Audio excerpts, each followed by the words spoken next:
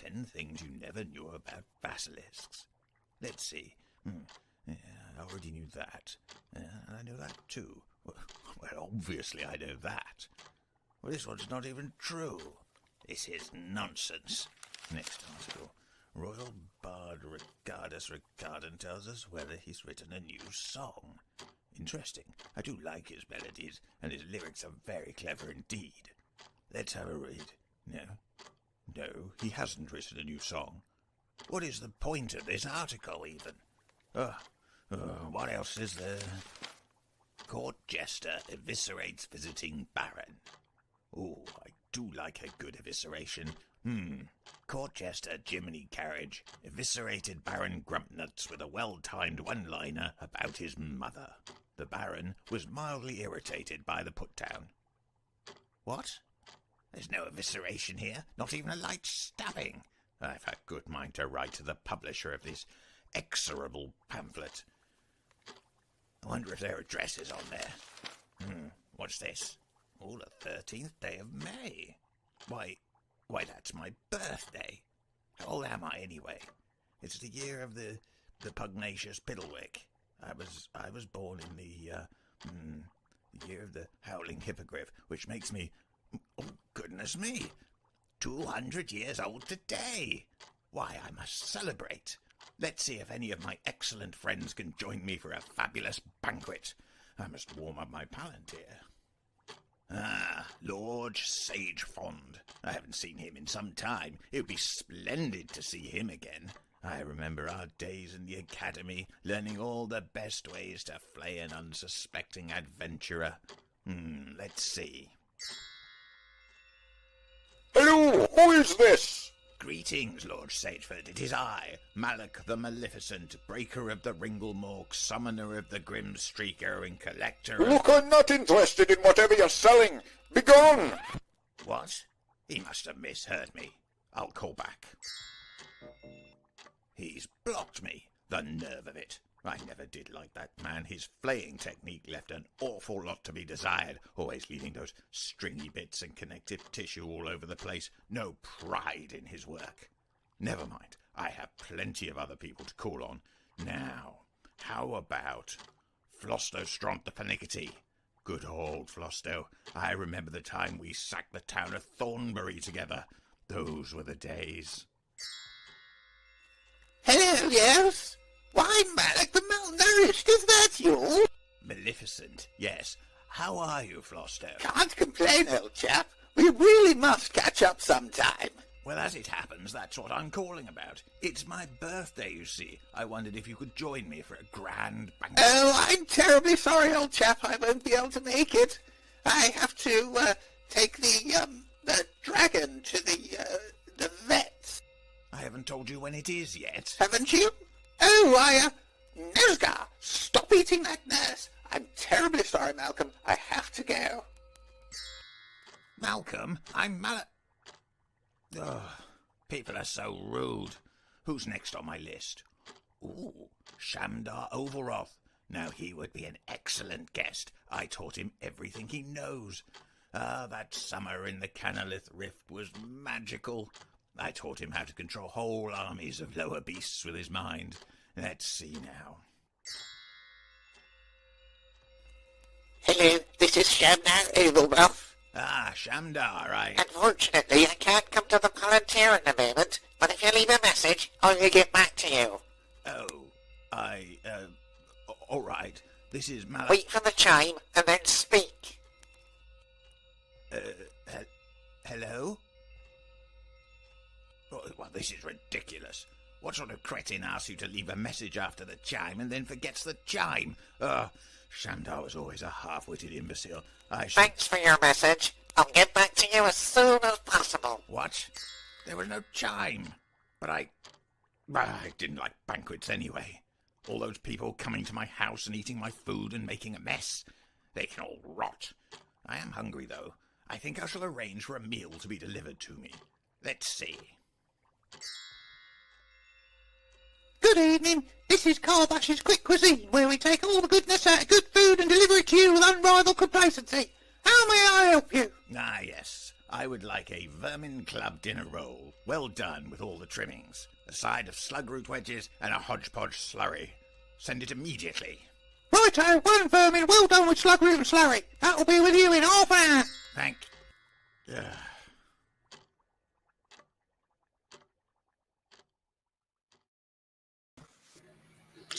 Hello, and welcome to Morrus's Unofficial Tabletop RPG Talk. This is a very, very, very, very special episode because this is our 200th episode. We've been doing this, at least Peter and I have, for nearly 4 years now, which is really long time. Yep, it has. The time's flown by now. But here we are on our 200th episode. I am Morrus, aka Russ, or Russ, aka... I can't even talk. Normally, we'd have an editor to fix that. Not today. I'm Morrus, aka Russ, or Russ, aka Morrus, and with me this week is... Peter Coffey from the Southampton Guild of Role Players. Delighted as ever to be here. And also, I see that we have with us, it's the one, it's the only, It's me, Jessica from EM Publishing. But it's not just the three of us this week. We have someone else very exciting here. Longtime friend of the show, occasional co-host, and person with a glorious mustache. We have... Yes. Shane plays stacks of Shane Plays Geek Talk and my miniature Yeti Cotton. And I have to hype somebody. I want somebody to hype. I want to hype the director of marketing Django and director of quality control Hudson. Russ, has Hudson quality controlled anything recently? I believe Hudson actually heard that because he just came over when you said that. Good old Hudson. Yeah. Hello, Hudson. I'm sure at some point he'll jump up to say hello. So we are live. I'm sure the edited version will probably be pretty, but we're on Twitch right now. So welcome to my world. I did live radio for 5 years, the terrifying yet delicious and fun world of live. So it will not go as planned, which I'm hoping for. Yeah, we don't want it to go as bad. It's more fun when it's chaotic and unpredictable. Yes, just like our lives. Yeah. So how are we? Are we all excited? Are we all like glad to be here? Nervous? Excited? How are we feeling? I'm just darn excited. Yeah, I literally just said I'm delighted to be here. And in the first casualty of the day, Rust down. We have a Russ down. He will rejoin, I'm sure. The first live moment to deal with. And he even said just before we came on, he's like, I'm going to restart my computer to make sure nothing weird happens beforehand. I was like, excellent. He'll be back. He's back already. He's back already. But you moved up the order now, Shane. Now I don't know what happened there. Me. Yeah, now I'm up here with Jess. What I am also getting is my voice echoing like a second behind in my earphones, which is making it really hard to hear anything, but I will muddle on.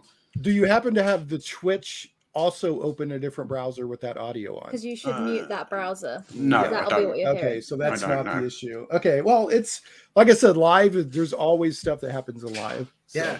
Soldier on. Yeah, well, soldier on. Actively on fire. Right. How you even live? So we got a couple of things to get through first. One is we are giving things away this week. What? Yes. I know. Giving things away. Giving things away for free. Yes. Oh. Well, technically, it's not for free. You kind of have to do something to earn it, but the cost is trivial. Mm-hmm. So, Okay. Jess, would you like to tell us how you can win stuff tonight? You know what, Morrus, I would, and I've even prepared some handy banners like this. Ooh, so if you're watching live, you can see that. So there's two ways you can win things. So we have the awfully, as every week on the podcast, we have the awfully cheerful question that you can ask in advance. And if we read your question out on the podcast, we'll send you a free copy of the Awfully Cheerful Engine issue 1. But because this is the 200th episode, we're not just going to do one awfully cheerful question. We're going to do many awfully cheerful questions. Are we doing 200? No. We'll see if we can get through them. So later in the show, we're going to have a segment again that will come up like this, and I'll say, ask your awfully cheerful question, and if we ask it live on the show, answer it even live on the show here, we'll send you a copy. So we're going to be sending out multiple copies. So ask your question whenever through the show. I'll give them a little star, so when we get to that point, we can come back and answer your question on there. So that's one way to get something. And we have another way as well. So would you like to win perhaps something that looks a bit like these? Oh, I would. The core rule books of Level Up Advanced 5th edition, perhaps the Monster Menagerie, Trials and Treasures, and the Adventure Guide, the core books, if you will.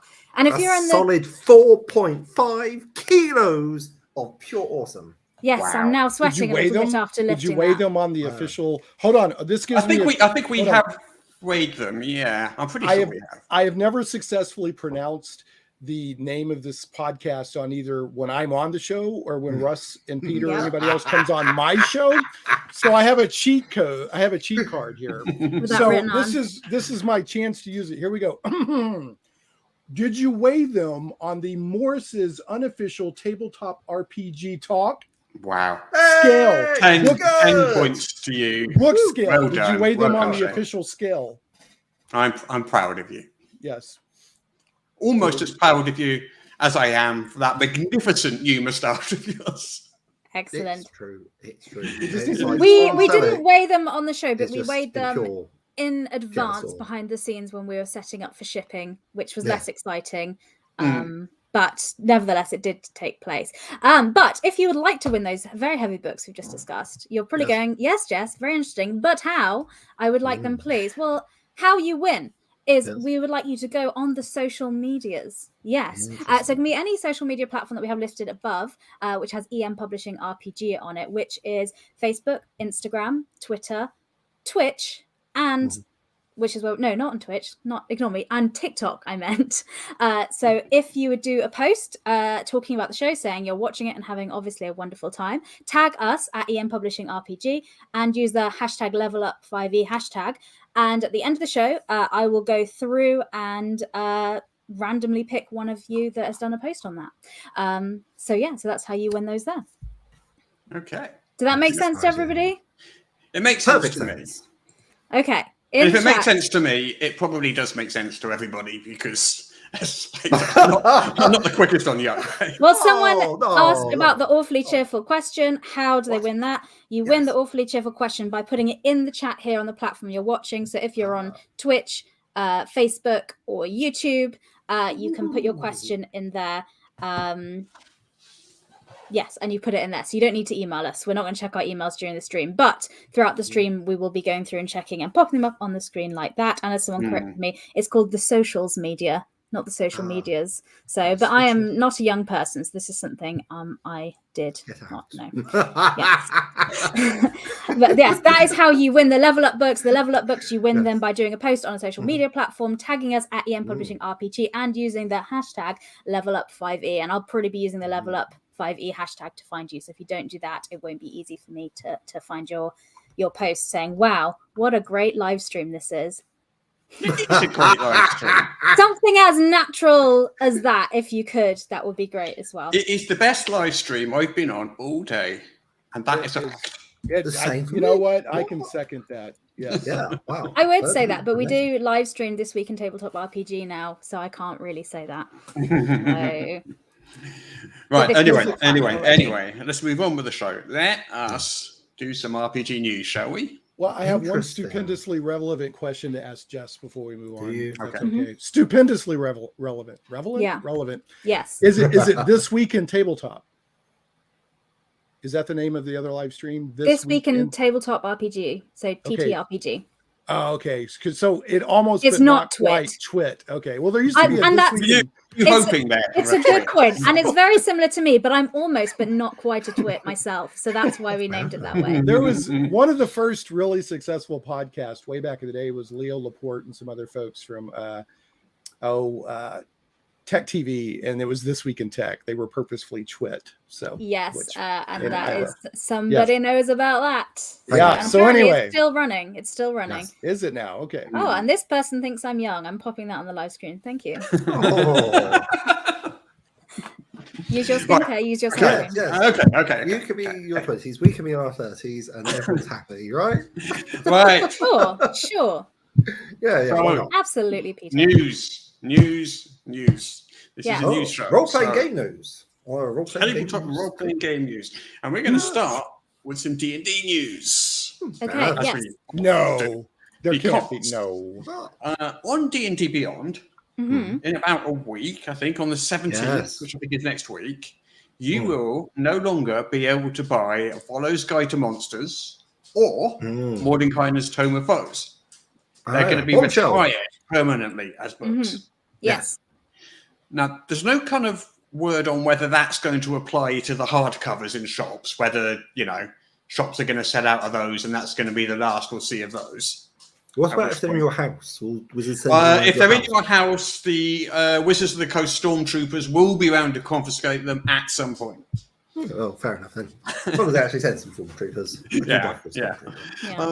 But this is because Monsters of the Multiverse comes out next week. Or is it the week after? Sometime soon, anyway. The 17th of May, it's coming out. I thought that was in cinemas now. No, sorry, that's Doctor Strange. I'm thinking of Ignore Me. I saw that last night. I won't talk about that here because this is Tabletop RPG. No spoilers. No spoilers. No spoilers. This isn't a spoiler, but I enjoyed it very much. Yeah, I enjoyed it. I had a great time. So Sam Raimi definitely directed that movie. That's all I'll say. And nice. And there's a lot of bonkers moments and surprise characters, and that's all I'll say. It was, I had a great time. Is what I'm going to say. I may seem slightly distracted. I'm currently being mauled by a dog. My miniature Yeti, my Himalayan cat, Stray, that adopted us a year ago, is over here jingling. So if you hear jingling, that's I didn't hear jingling. I did think you had a stuffed cat for some reason. And I saw the tail twitching when you put them down. You're like, is there any way you can aloft the dog onto the live stream as our viewers command it? Can you cast? Like, you're going to make Russ do some serious. He's a good boy. He's the director of quality control. Yes, he is. Yeah. So he tests all of our books by trying to eat them and seeing how long it takes. And the longer it takes, the greater the durability. So he is head of quality control. I just want to point out that to chew his way through a sofa. In Twitch chat, we received a huzzah for Hudson. There's an official huzzah. We've had huzzah, and we've had yay, and things like that. And you literally don't care, do you, Hudson? But that's a cantrip. Loft the dog. Yes, that's a like cantrip. I said what I said. Hudson is not a small puppy, like He is not.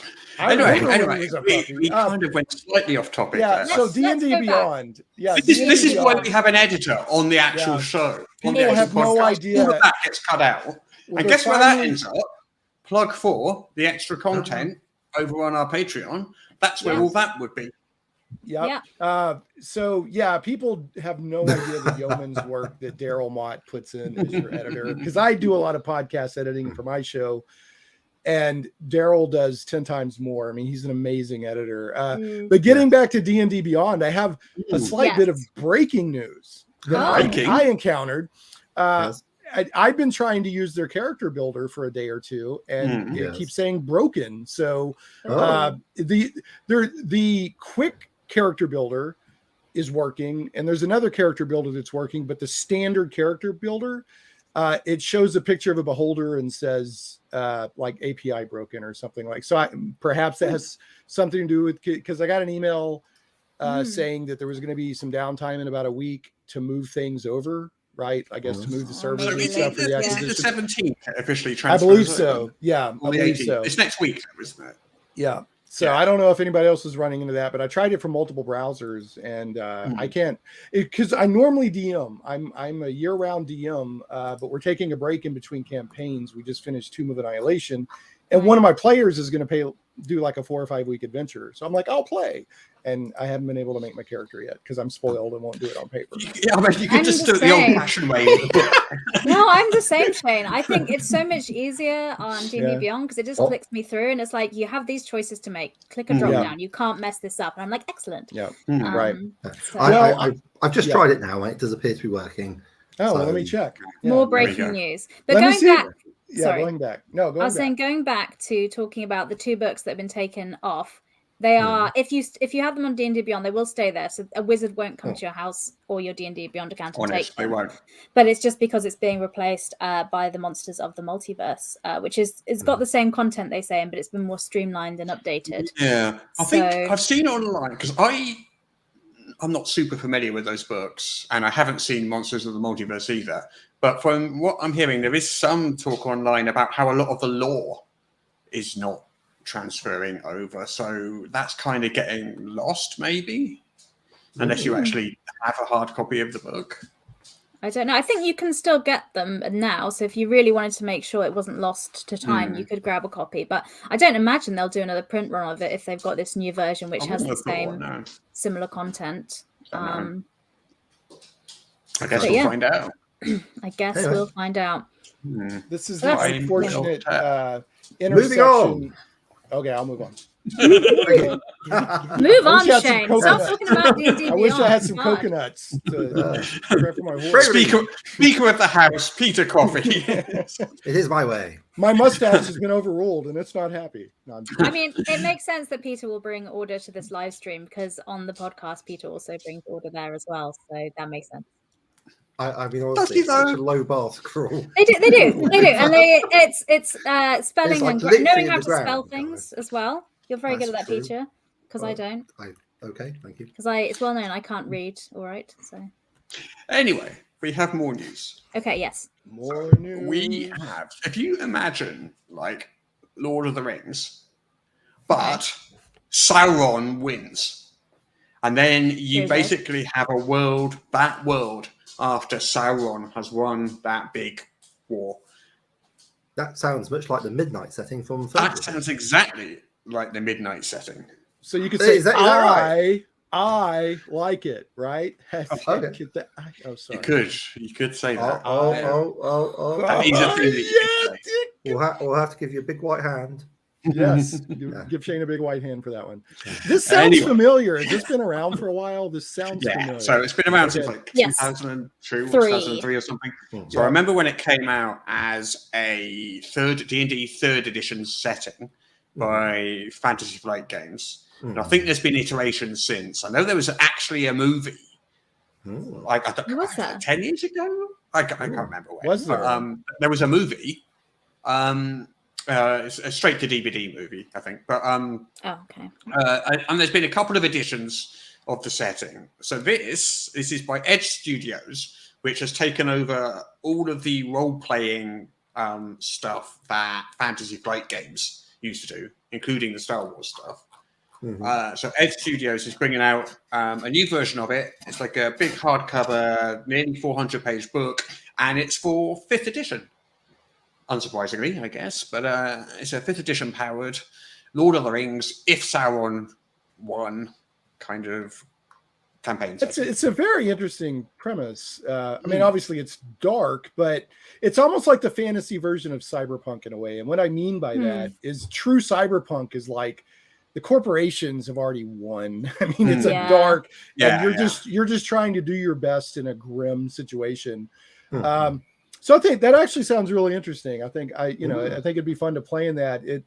It also kind of reminds me one of the Lord of the Rings games. Keep me honest. Didn't have alignment. It had how into shadow have you gone? So it didn't have lawful. So it's like eventually, if it's possible for you to just go dark. But anyway, that sounds very interesting. So basically the lead is we have Midnight now. Is that the name of the game? Midnight, for 5e, right? Yes. Is that okay? Yeah. Midnight Legacy of Darkness is the full title. There's a trailer and everything which you can watch. It's linked on EN World, so if you have a look on the full article there that we're chatting about. Actually, I'll put that in the chat. So this is so if you prefer to read and ignore us, There's the link right there. Which many people. And Daryl, Which many do. Legit. As he often does. Daryl's just a fount of knowledge in the Chatty's Gamers Tavern show, but he says the film was called Midnight Chronicles, released in 2009.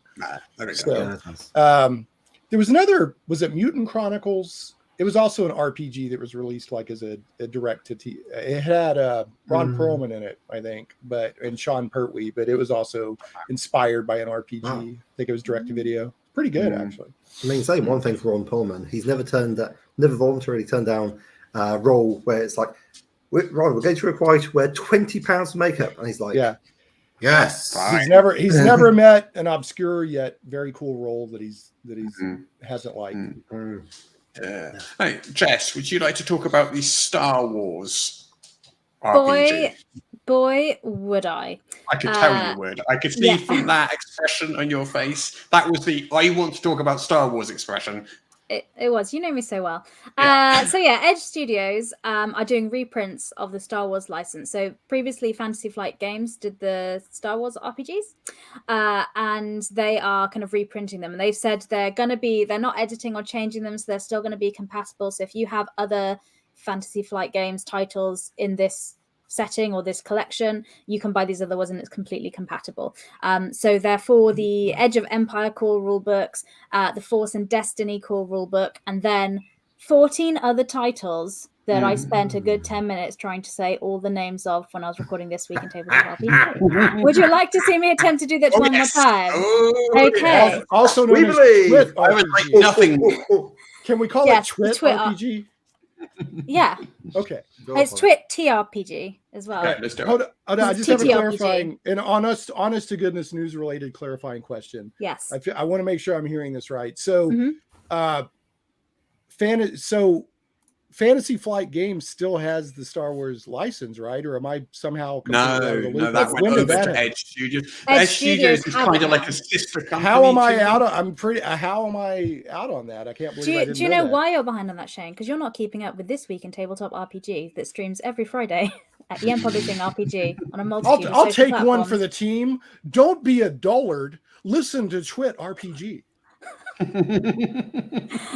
That's amazing. Thank you. I will use that in all my promotions. But yeah, so it is with Edge Studios, but they've said they haven't changed anything. They're just doing a reprint of the line at the moment. So you don't have to worry about any compatibility issues if you still have those books. But the reprint is, as I said, is for the core books, The Edge of Empire, Force and Destiny, and also all these books here, which I don't know all the pronunciations, so it'll be wrong, and the internet that makes it even better.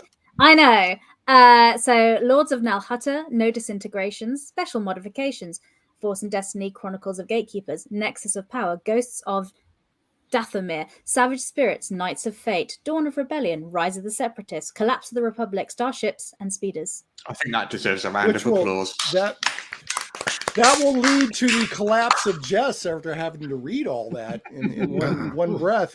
So people are putting in the chat, including Daryl and others, that XPL Giro, I'm probably saying that wrong. I remember this now because FFG kind of got rid of all the RPG stuff, and now they're just. So I just didn't extrapolate. I literally said Star Wars. That 5 minutes ago. Yeah, well, I have to be the person, right? I'm sorry.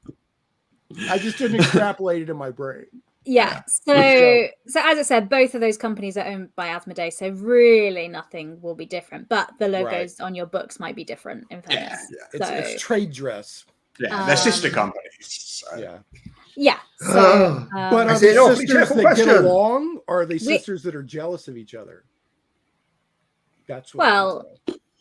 Supportive sisters, I just like. We have Peter had a few awfully cheerful questions in the chat, and I'm starring them and putting them aside for later when we get to that part of the show. But I've noticed them. I have so far seen 3 awfully cheerful questions, and I've starred them in a special folder that I have. Now. That's very nice. Hey, you know what went out this week? What we released this week? Yes, I do. Would you like to tell everyone though? Oh, I have a question. Can we keep it? Okay. What's your question? Can we keep it? Oh, pets for your 5e game. Oh, no, that's not what I was talking about. No, okay. But I was just asking how we keep it anyway. But the Kickstarter campaign, right, Pets Can We Keep It, did close on Tuesday, yes, and all the PDFs are out to backers. Yes. It was our best supported ever Kickstarter, which was great. Nice. But the soft covers aren't out yet. We've sent out your surveys because we can't send your soft covers till we know where everybody lives. It's the issue. No. I still say we should have gone with the random addresses. I know, but you know, I asked Russ and he said no. But so we're asking everyone for their addresses. They have until the 22nd to get them to us, and then all the funds will have cleared, and then we'll send you the books for Pets Can We Keep Them. But that is not the only thing that EM Publishing has been doing, because Russ has also been busy, and this is the thing as well that you won't even have to give us any money for. So What? Russ, if you can steal the attention away from a cat, That is something else entirely as well. But all right, let's do that. So I was talking I was talking about Gate Pass Gazette number 3. Yeah. Oh yes, that is all right. Sorry. Was that this week? Yes. Amazing. Yes. Went out Russ, this talk week, about and that both those includes things. the Spider Folk heritage. No. Anyone It's not who has free. wanted to play a 4-armed spider-based character, you're in for a treat. I was just thinking about that last night. Of course you were. Who wouldn't be? Well, I guess they must all have a degree of precognition. It also brings up the age-old question of why doesn't Spider-Man shoot webs out of his butt? But let's move on and get. I've to never asked that question. I mean, you know why they've got precognition? Because they've been forewarned, and forewarned is forearmed. Oh no! Please leave, Peter. I expect better of you. My respect for you just increased. And mine decreased. So net the same across the whole live stream. Hey, in Peter. the chat, tell us whether your respect for Peter has gone up or down. Hey, Peter, what do you call a cow with no legs? I have no idea. Ground beef. Oh. Anyway, all right. Anyway, I'll I'm gonna stop this. And say, yes. I've utterly won. People are determined not to let me get this news item out. Sorry, please talk about That's Gate right. Pass. I've even put a banner down up there for you, so if people want to check it out, that's where they can go. Gate Pass Gazette, Yes. number 3. It's amazing how we get a podcast out every week and it doesn't sound like this. Darryl is incredible. He works so hard. Gate Pass Gazette, Every week, number 200 episodes. Gate Pass. Yes. Has articles in it. So it has Those of the Web, which is the spider folk I was just talking about. It also has an an article about cursed items. It has a article about Paths of Courtly Intrigue, which is adventurers who like to use political power and negotiations and making deals and backstabbing, that kind of thing. Mm-hmm. And finally, a location called Mount Gino or Gino, I'm not sure which comes with magical monstrosities and exploration challenges and hazards and opportunities and monster variants and stuff like that. There we go. I got it out. I got the news article out. Nice. That's my heart. I've seen some of the artwork for Gate Pass Gazette, and it's really good because I hang out occasionally in Ian Publishing of related Discords, and it's really good. So, yes. Also, so if you're interested in that, I've put the link in the chat to the Patreon account. It's a monthly magazine, so if you sign up to that, you'll know exactly what we're talking about. But also the other game that we did this week as well. Do you want to talk about Lifepath a bit, Russ? If you say no right now, it'll be awkward.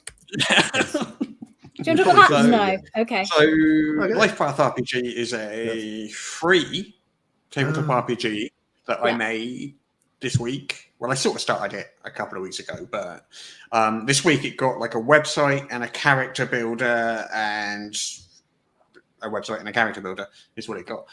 So the entire game is like one page on the website. It's a rules light, Lifepath themed why can I not talk? Words difficult. I believe. I need to stop, slow down, and try again. Just overexcited. No, what it is this echo. It really makes it hard to talk. That you said, I've had to deal with that before at a radio station where you hear yourself immediately after you talk, and it will throw you off. Maybe if you have a bit of a one ear out, it'll help. I don't know. That does help. Yeah. Does that help? I think so. Ooh. And you look great. So This is a good look. yeah. Yeah, So that's also not really that. helping. You look like you're a right. DJ about to drop the next Yes. fire DJ tune. Russ, jump on the mic, those rooms where you like. Yeah. Anyway, Lifepath RPG. Yes. So if you don't know what a Lifepath RPG is, it's one where you choose different elements of character in sequential order, and each of those things adds to, say, your stats or gives you abilities. So Traveller is a really, really famous example of a Lifepath RPG, where you choose sequential careers and each one adds to your stats. So this is a very simple one-page Lifepath RPG at lifepathrpg.com. Oh, it's come up on the screen there. That is so professional. I am. Thank you. Super bro.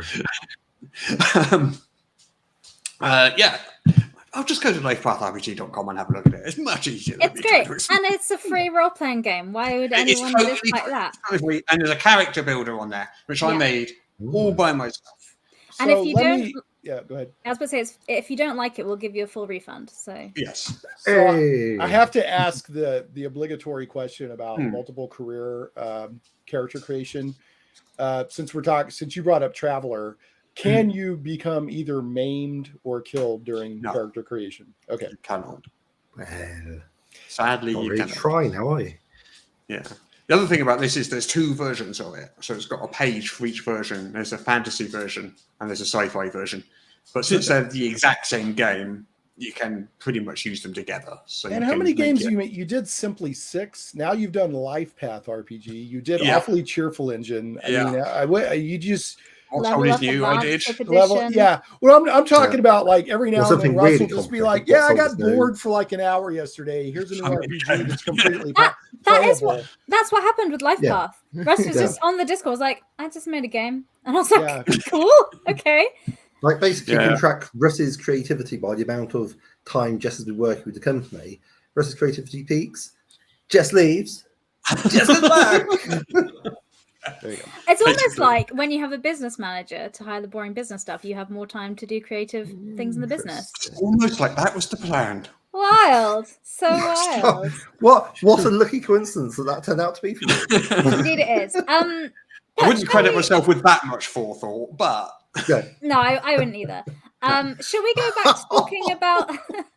Should we go back to talking about the news? Because I have some other news as well about. Is anyone here a fan of Fallout? Yes, me too. Well, in general, the role. Yes, it's like the radioactive one. Yes, so you're in. Yeah, so by the one that was by Bethesda Games, because there is a Fallout role-playing game. And the as one of the trailers was war never changes. That's Daryl. That was actually, much by the way. better. That is Daryl. Yes. So but anyway, I like Fallout as well. I've not played the role-playing game yet, but it is now on Roll20. So if you enjoy using Roll20 and a lot of your games are online, that'll make it so much easier. So they launched it. It'll be launched. Is it launched now? Sorry. It was launched this week, and you can get the core bundle with rules, art pack, and there's got loads of goodies in. So it's got 78 stat blocks already in there, 800 items, 94 perks, 6 different origins, and all these different things already on there on Roll20. And they've included a module, which is with a bang or a whimper. Intriguing. And that's already set up on Roll20 for you to use. So everything's set up there, ready to go. And it's on the site now for $50. So you can go in and grab that. So is this... I'm trying to remember. Isn't it More Dice for Us that does the Fallout? Is it a 2D20 or? Yeah, it's 2D20. It's by Modifius, so it's their 2D20 system. Yeah. And as we know, Modifius makes every game. Yeah. Every game ever made. Every game that ever will be made by Modifius. They are the only publisher. Fallout's a great setting. I haven't played the tabletop RPG, but one of the things that appealed to me about the first 2 Fallout games, which were isometric, and then I think they were interplay, and then Bethesda took them to first-person shooters, but kept a lot of that Fallout DNA, was they like invented a role-playing game. They were going to use GURPS, and then Steve Jackson objected. I think it might have even been over that war never changes, kind of shooting somebody in the head thing. So they created their own special system RPG to power the video game. And so it's interesting to see that's come full circle around to a tabletop RPG based on a video game that they had to create a tabletop RPG game in-house in order to do the rules for the video game. So has anyone in chat played the Fallout RPG? I'd like to know if it's fun. Well, someone here has said Fallout uses D20 and it's great. And you can also have a fake Captain Kirk punch a hole in a giant robot. Well, what more do you want in a game? Come on. I think they might put that in the reviews section for the RPG now. Well, in a very tangential yet RPG-related statement, so there is Modifius More Dice for Us also does the Star Trek license, and I enjoyed the pilot episode of Strange New Worlds. That's all. I just wanted to inject that on it. What you're saying is we're not allowed to watch.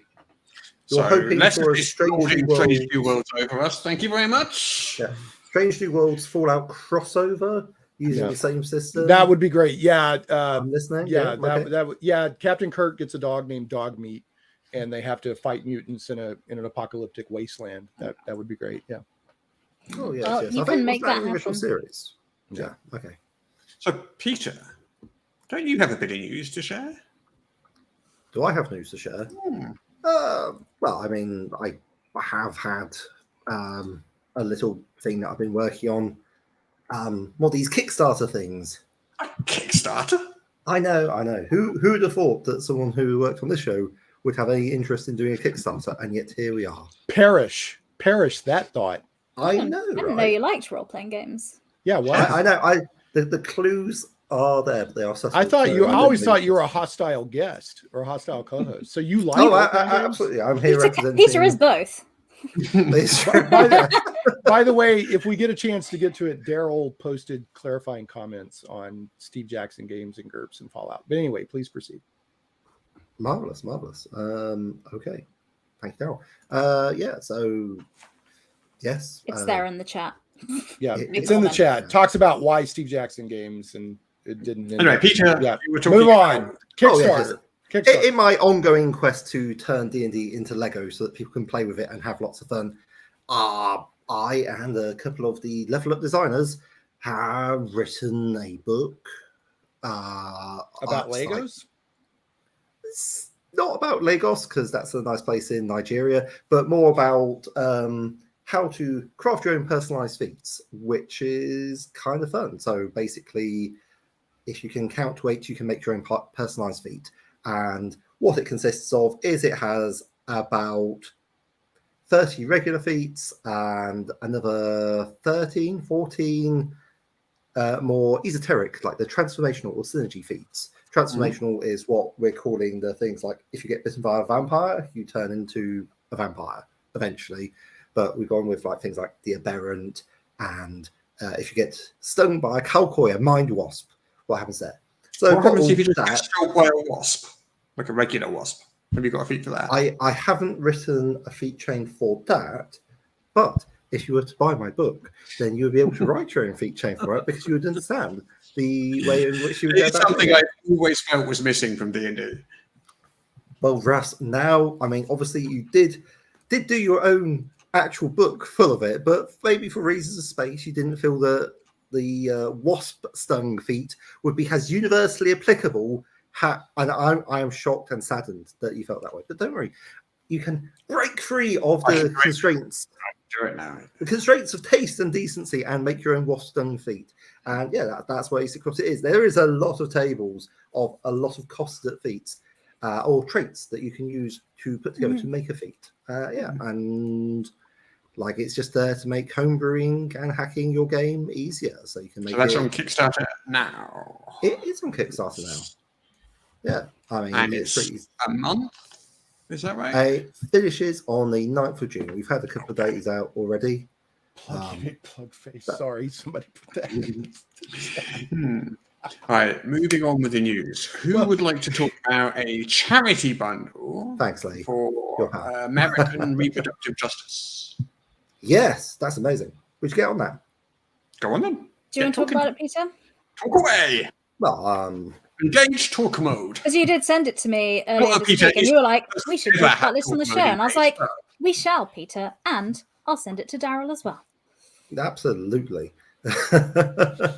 So essentially, as some of you may or may not know, in America there has been essentially a decision to overturn Roe versus Wade, which means that the reproductive autonomy, control over one's own body, has been taken away from millions of women and other people with uteruses, and that's kind of not okay. In fact, that's very not okay. So a lot of gamers have gotten together and put together an absolutely huge package, something like, I think, 250 games at $5. I wanted to be part of it, but apparently I'm not a verified publisher yet. So, yeah. I'll verify you. Who do I need to text? Drive-through RPG. All right, let me do it now. Yeah. To whom it may concern, Peter Yeah. Coffey Carry on. is a Yeah, designer. yeah. It's indeed. Sort this shit I out. verify. Thank you. Peter Coffey is a publisher. Yeah. Yeah. It's like I have a book published. What more do you want? But yeah, I can't be in the bundle and so forth, which was a bit of a bummer. But I don't yeah. know what that means. Verified publisher. I guess it's a. Possibly something that is less relevant Maybe to people a with tax 30, code 40 or books on that? drive-through RPG as opposed to one. 30 or 40. I've got 800. So what is the Okay. actual like? Yeah. I understand Okay. they're like, hey, it's the charity for this, but what is the actual charity, or where are the funds going? That's a great Like- question. Let me open that up Yeah. for you and Yes. tell you exactly. And while Jess is looking that up, so where the status of them, without getting into the merits or the debate of just on a factual basis, where it's at right now is somebody leaked an internal test decision from the Supreme Court. No official whatever, but obviously with the hot button issue that is, it caused a massive uproar.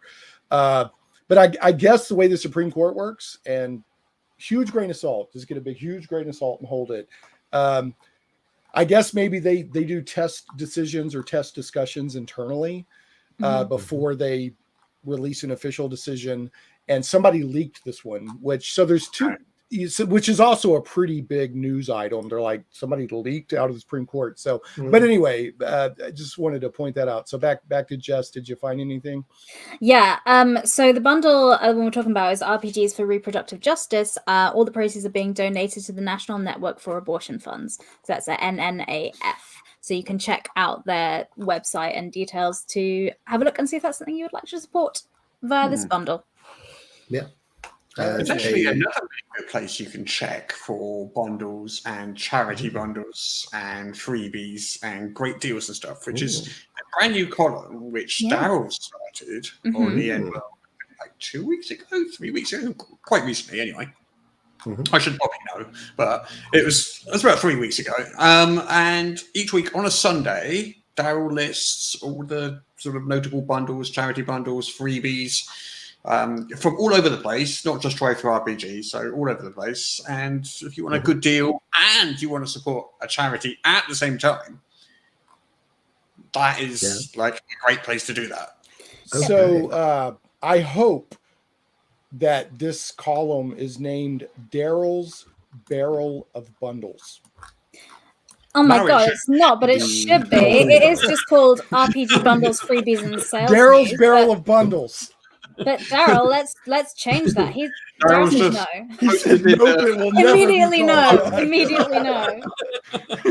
It'll never be called that. So speaking of very bad jokes, somebody actually Twittered about Peter and I exchanging jokes. So Peter, I have another joke for you. How do you get under, or no, I've already blown it. How do you annoy a skeleton?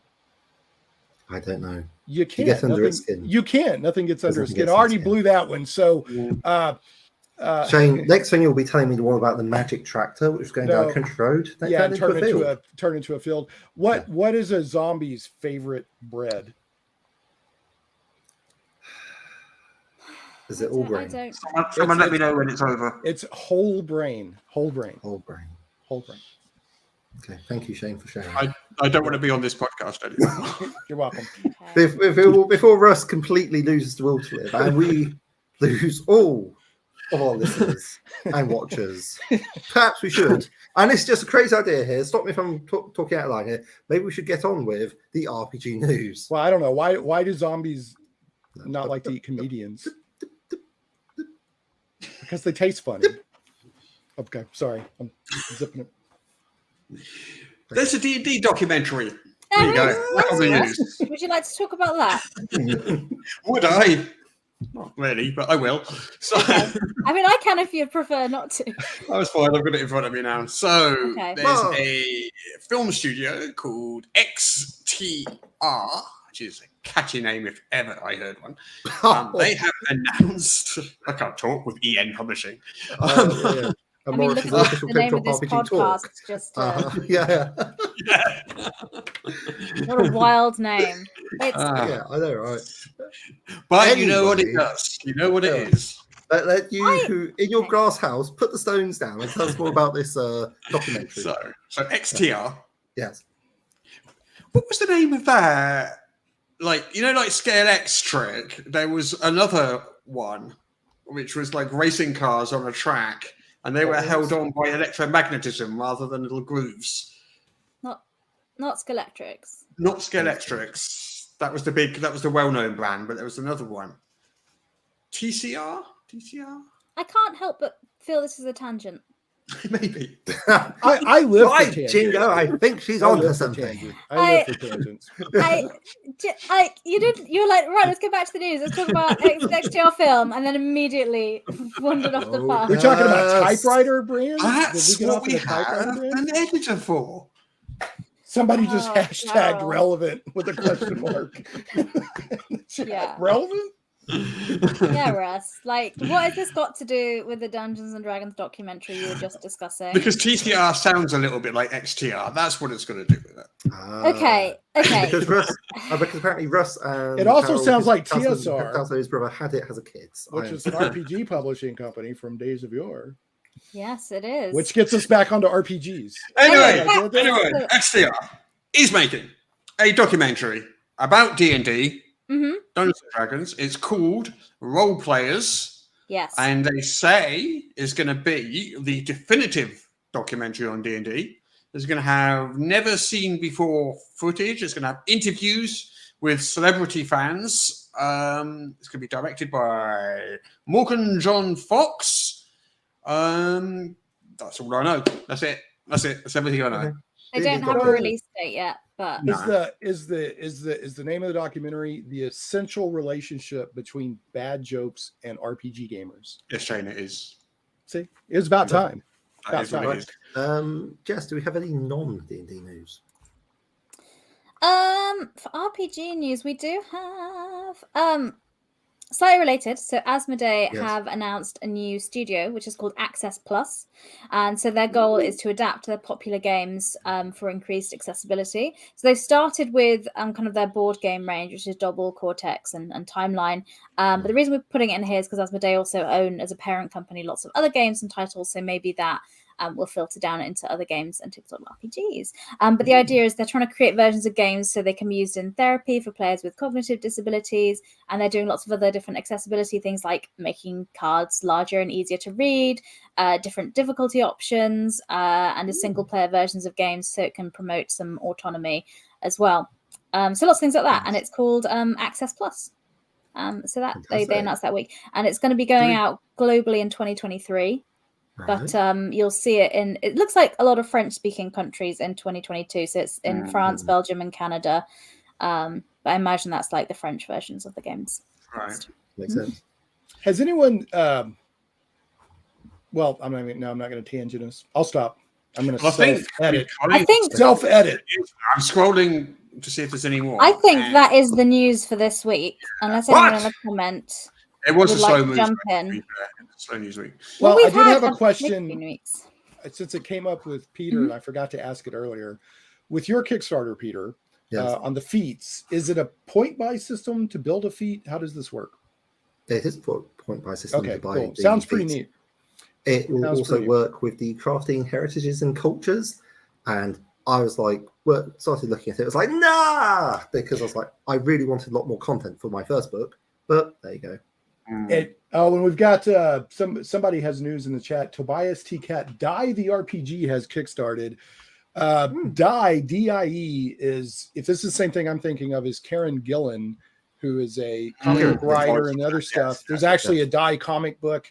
It's a really interesting way of approaching RPGs. Very smooth, very subtle in ways. Every character class gets its own dice. So like if you're a warrior, you might get a D10. If you're the fool, you might get a D4 or a D6.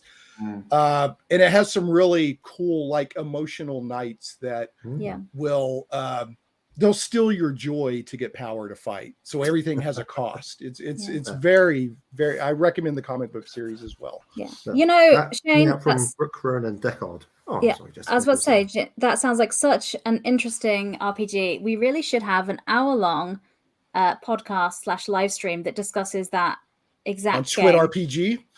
On Not D&D. So we actually invited them as guests on Not D&D, so they will be coming later this month in May. If you would like to hear a full hour of it. Absolutely. Is that Karen Gillan? Is he coming? I'm confirming who from the team is coming at the moment, but they are booked to come on, and I will release the dates. It's super. It's like super modern. So good. So that's exciting. Yeah. Yeah. And someone said the Blade Runner RPG. They're also coming on Not D&D as well.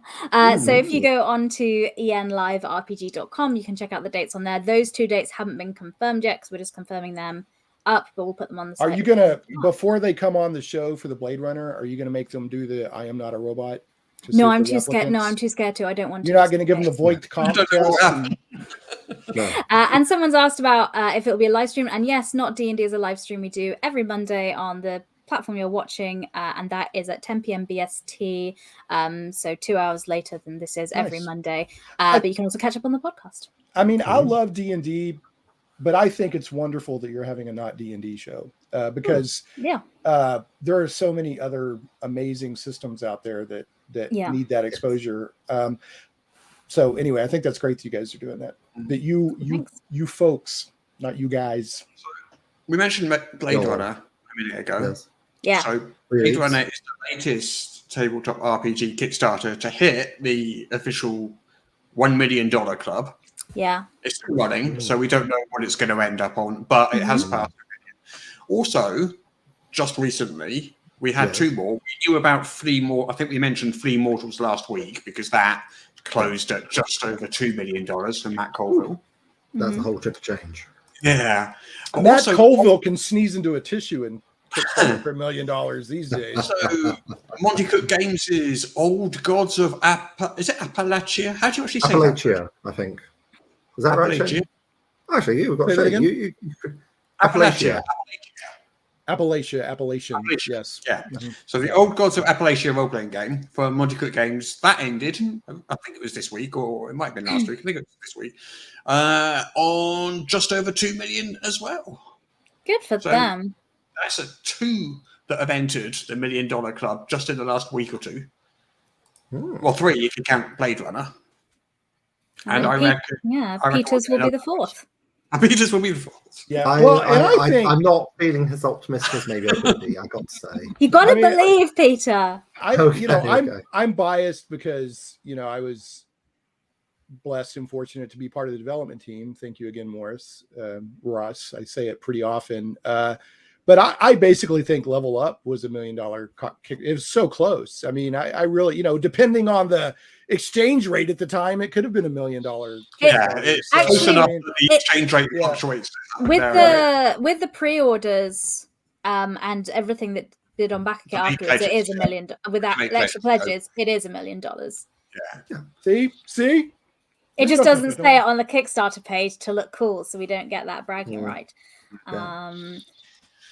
Well, anyway, I think we finished. I think more people will be playing Advanced 5th Edition in 3 years' time than some other Kickstarters that made $1 million. It's a good system. It really is, and I'm not just saying that because I was affiliated with it. Hey, I tried my best to give it a very good kicking before putting out into the savage world of D&D, and I think it did really well. Now, Savage Worlds is already coming. And also, it was a literal kicking. Peter was there with the books. Big pair of boots. Yeah. Well, it's what we had to do before we appointed Hudson has quality control manager. Oh, yeah, true. I wouldn't go chew on the books because, quite frankly, I have weedy, rubbish teeth. So there we go. Yeah. But anyway, So, I think we should take a break now because it is the Yes. end of the news and we've got other segments to get onto. We And thank you, do. Jess, for dropping the link to a Yes. free product that you can pick up to. Listen to this podcast, you get free stuff. That's what we're saying. And that is actually some of my work, which you can have for free. You're welcome. So yeah, links are in the chat. I'm definitely looking forward to the awfully cheerful questions, though. Yeah. So don't I've forget, been- folks, that's coming. I've got several that I've saved and stored already. So some I'm excited are for interesting and some are good. Dread. But anyway, if you were here before the stream starts, you would have seen the beginnings of the adventure of Malak. So Yes. whilst we are on our break, we'll leave you with a little bit more of that story unfolding, which I'll take us to We'll see now. you in about 3 minutes. About 3 minutes.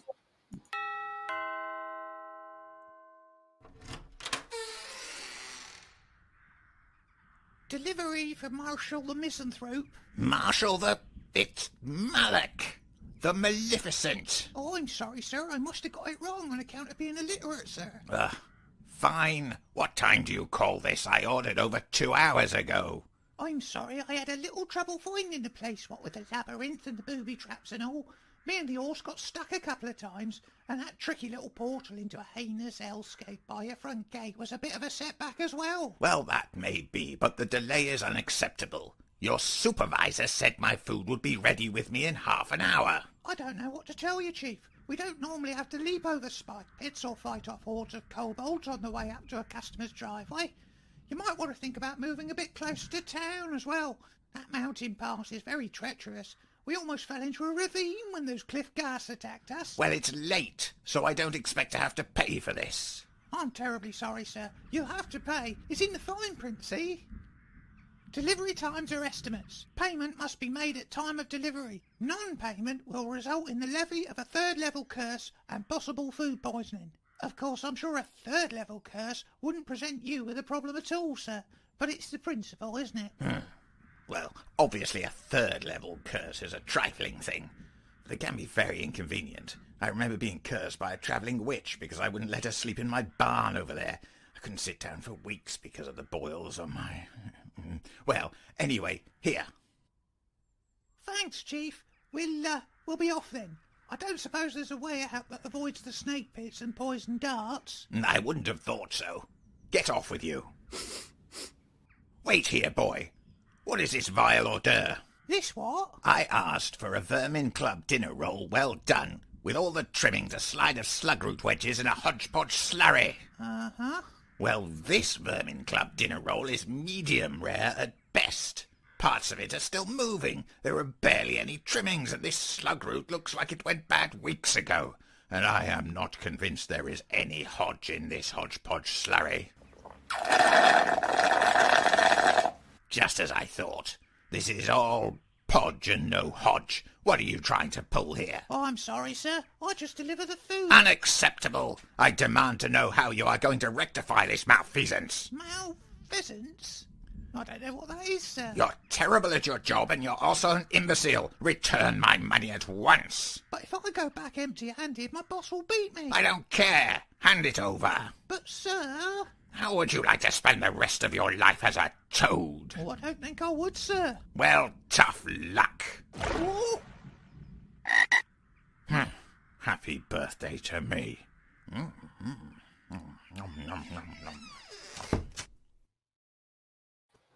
And we are back. We have temporarily lost Russ again to computer demons. But Man. nevertheless, Yes, we have returned. We shall Well, return. I have a filler question while we're waiting on Russ to Sure, return. yeah. So, I lived in England for a couple of years back in the 90s, but I don't remember this. Is a slurry like a slushy? Is it like a crushed up icy drink? Like, what is a slurry? I don't know. A slurry. Because that's the Let me second. Google it. I'm thinking it's like what we would call a slushy is what I'm thinking. You would be correct. Here, let me just. I will get the definition up on a banner because I've just Googled it. Okay. And so it is a semi-liquid mixture, typically of the fine particles of manure, cement, or coal suspended in water. So, I mean, I guess kind of, Well, depending on your Malak, taste. I guess Malik likes them. We did have, I believe, a McFlurry that was being produced by McDonald's, but that is something different. Yeah, And it's a not to be flurry, confused yeah. with a fine mixture of manure, cement, McFlurry. bottles. Russ is a disembodied voice in the chat saying, "Let me in, hello." We can hear you, Russ, but we cannot see you. I We wasn't cannot letting see you. in because Which your camera may or did may- not appear to be working. Which So I'm may going or to may take not you be. off the stream until your camera's on. I can neither see nor hear us. Which Yes. may or may not be an improvement. We'll let chat decide. Yes, definitely. Let me in. Uh, But anyway, so I Hey, hope you Russ. enjoy the videos. Oh, we have a Russ back. I'm going to add him to the stream. There he Here's your is. back. Can we hear you? Hey! We're letting chat vote on whether that was an improvement or not. So what I you in the tried to show. do while that video was playing, I tried to fix the echoing.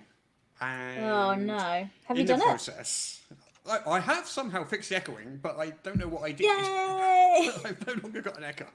Well, that's But, great. In the process, I kind of disappeared. So That's fine.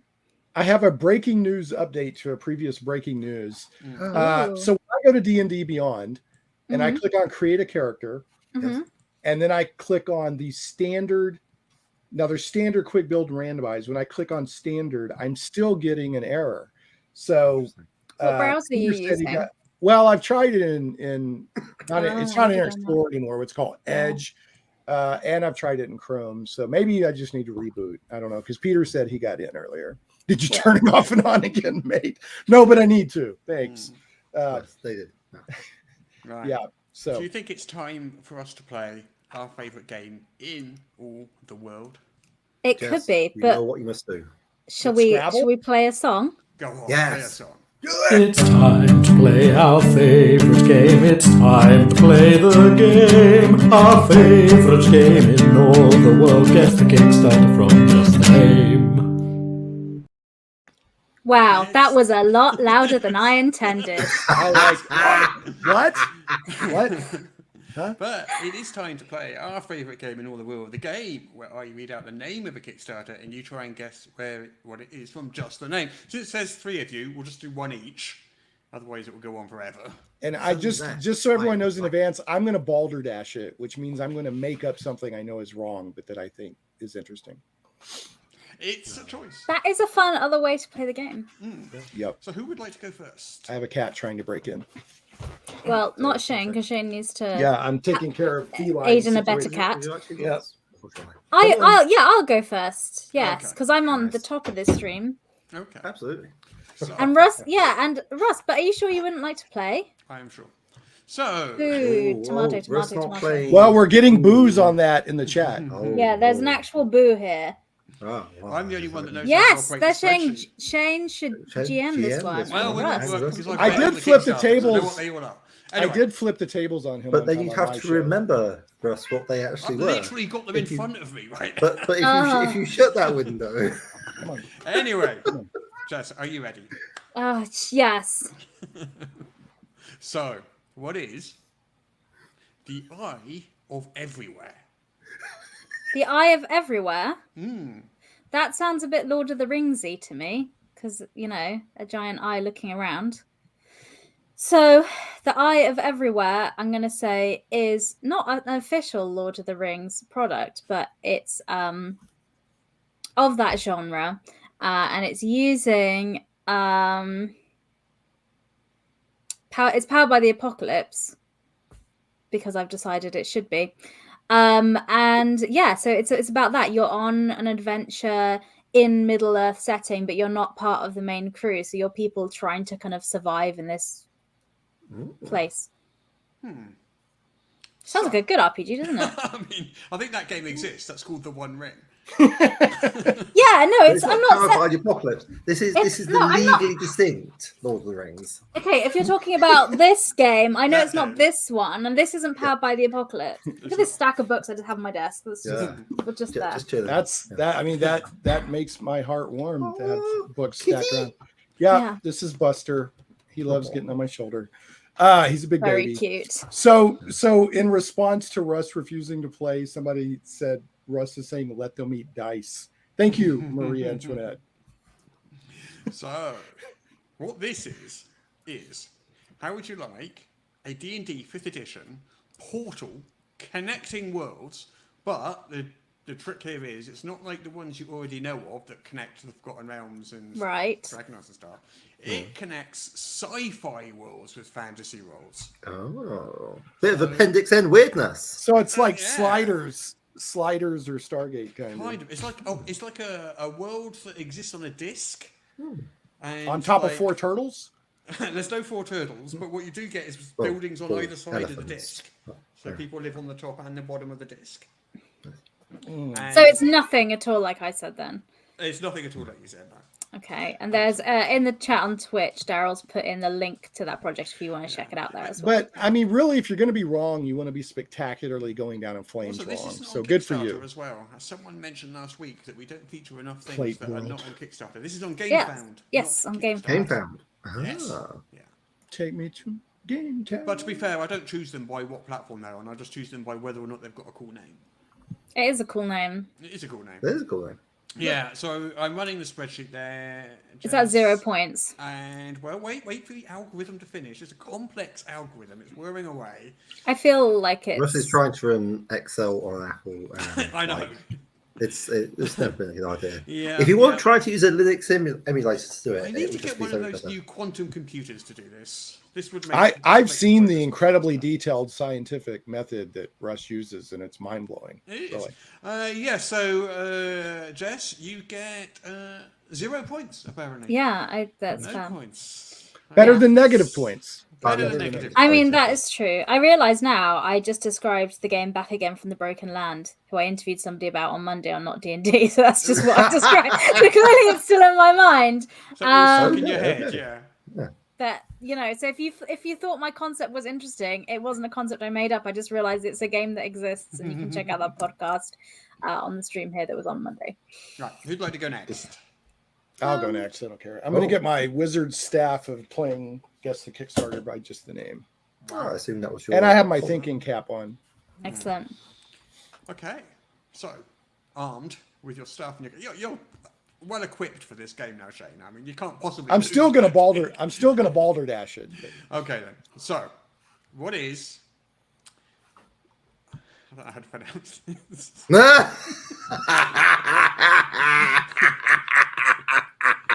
Oh, okay. Side or Seed Kona Saga. SEID Saga Shadow of Kilmore. And Kilmore is spelled KILLMOURE. Good luck balderdashing that, mate. It's an adventure path. It's an adventure path whereupon the party embarks upon a mythic quest, a glorious quest to find. It's kind of like Shangri-La, but instead it's Kilmore. Is that the right Kilmore? Yes, Kilmore. Yeah, and they have to. They got an epic quest, and it's both a physical and a spiritual and a mental journey where they learn about themselves. And what happens is once they finally find Kilmore, which they have to kill more to finally do it, many mobs and NPCs suffer death along the way. And when they get there, they order a side of Kona. That's right. And it's written in the original BX rules, the basic expert rules. Well, it's an OSR. I compliment you on your answer. It's an OSR game. It's an answer. I will give you credit for it being an pretty answer. exhausting. Imagine it was exactly that. Wouldn't that be so weird if it was? Oh no, wait, it's GURPS. I'm sorry, it's not BX. I'm gonna change They my almost answer. had it there. They changed your mind at the last minute. Yeah. So what this is, so the Seed Kona Saga is a trilogy of adventures for D&D 5th edition, and Shadow of Kilmore is number 3 in that trilogy. Do I get a point for at least saying adventure path because it's multiple adventures? Fine. 1 point.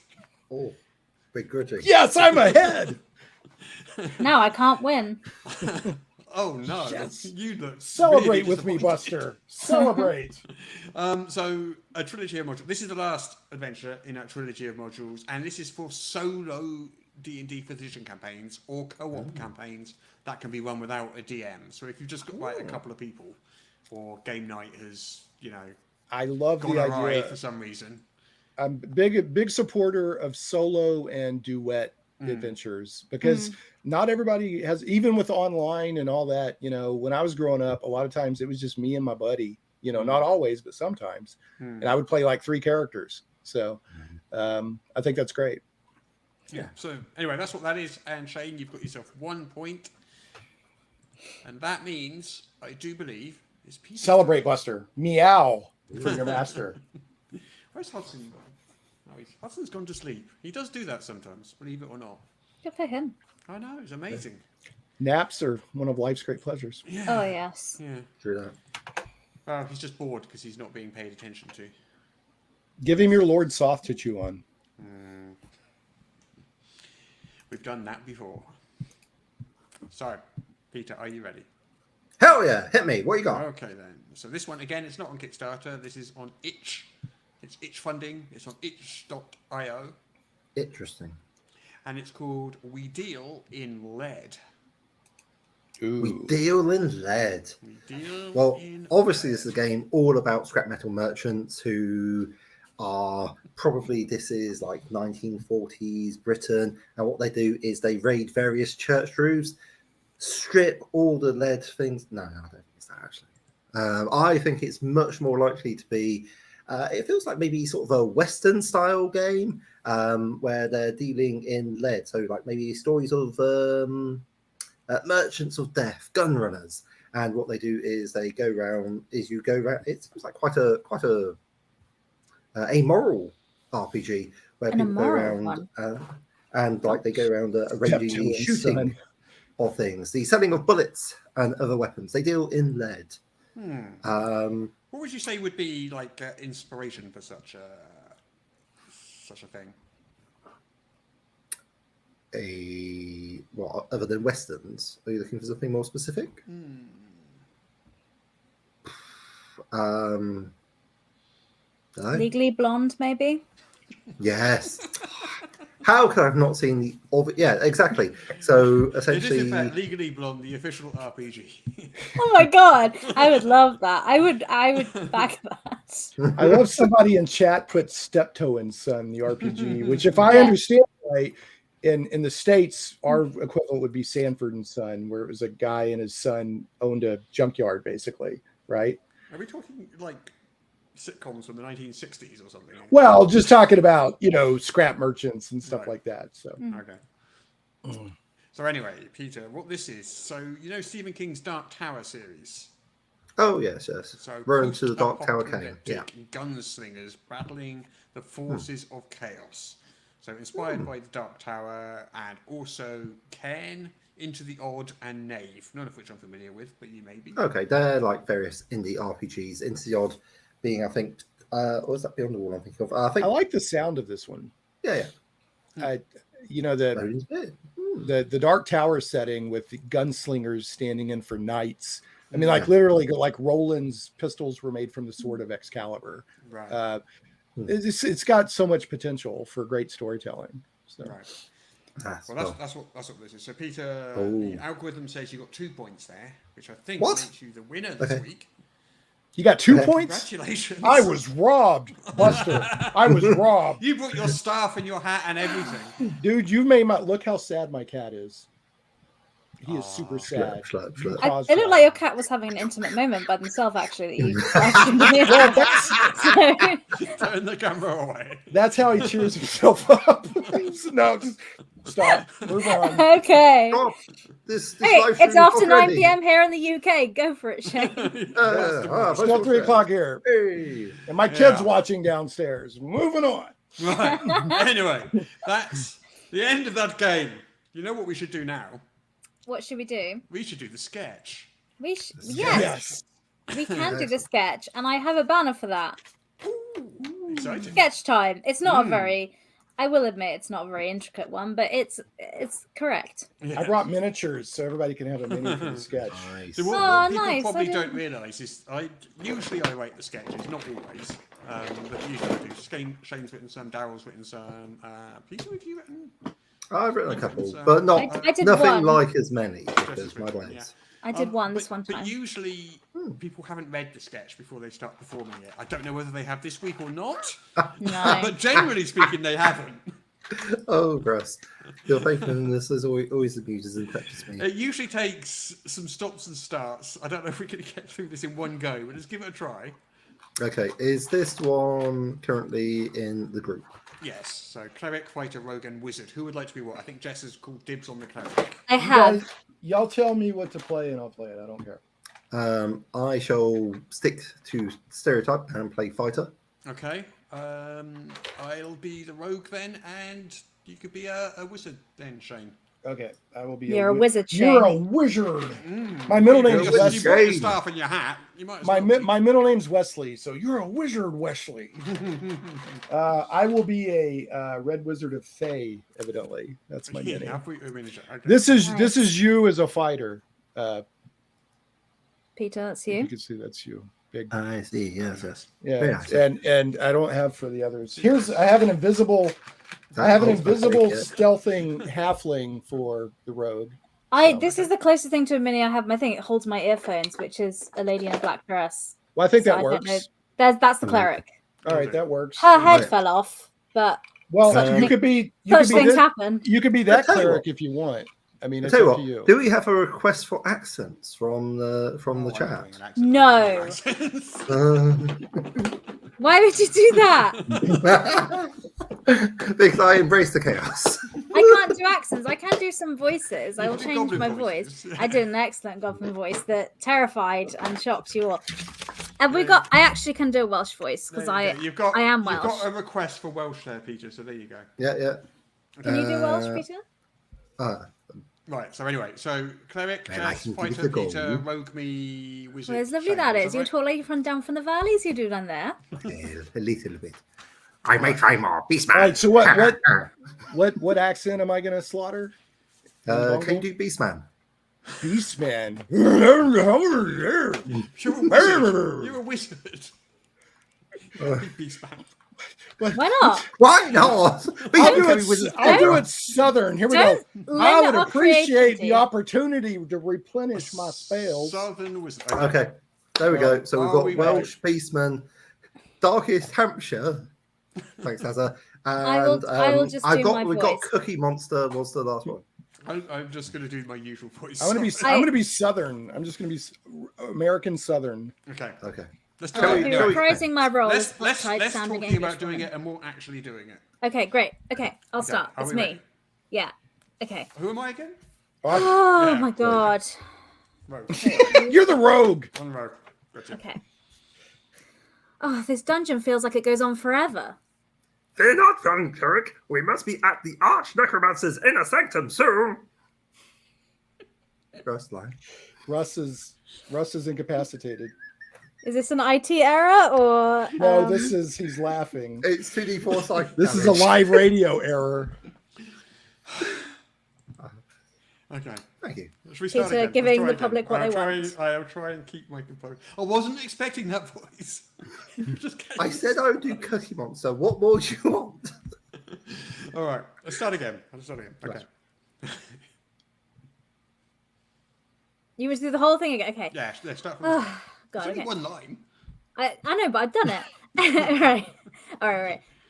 Oh, this dungeon feels like it goes on forever. Fear not, friend cleric. We must be at the Arch Necromancer's inner sanctum soon. Russ is done. We'll just pick up with Russ when he's Okay. ready. When he's ready emotionally. I can't do that voice. Daryl is A in similar despair. thing happened when I did the goblin voice. So Russ Daryl- just can't take weird voices. Okay.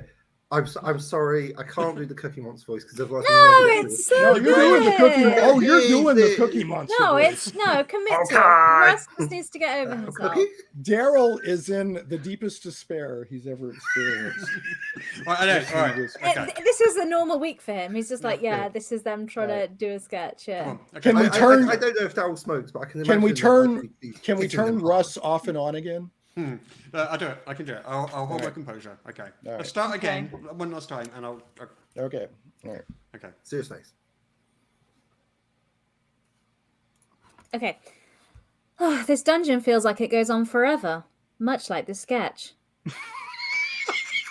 Fear not, friend Carrick. We must be at the Archdecromancer's inner sanctum soon. I should hope so, dear fighter. For if I have to disarm one more pit trap, I may just explode. Though a short rest might be useful. What say you, my wizardly colleague? I would appreciate the opportunity to replenish my spells, lest we enter the final dungeon level unprepared. Oh, very well. We shall make camp here in the dungeon and continue after we've all rested. Ooh, should we set a guard? Yeah, we don't want to be interrupted by a wandering bear owl, do we? Fear not. I have one last spell remaining, and it is a Sorceress Alarm, which will alert us should any nasty beasties venture near. Well, then it's settled. A final rest, and then we shall assault the deepest dungeon level. What do you mean, a final rest? Yeah, that's what you say about people who died. The final rest. That's what they call it. Well, I just meant that it would be our last chance to recuperate before the big battle. You really should be careful about your language, especially since you're a cleric. Loose language like that. Look, does it matter? I've got some important praying to do, and I'm sure the fighter here needs to polish some armor or something. Well, it's a matter of expectations, isn't it? Right. I mean, if one of us talked about our final rest, it wouldn't be such an issue. But when a cleric does that, makes you think, doesn't it? Like, do you know something we don't?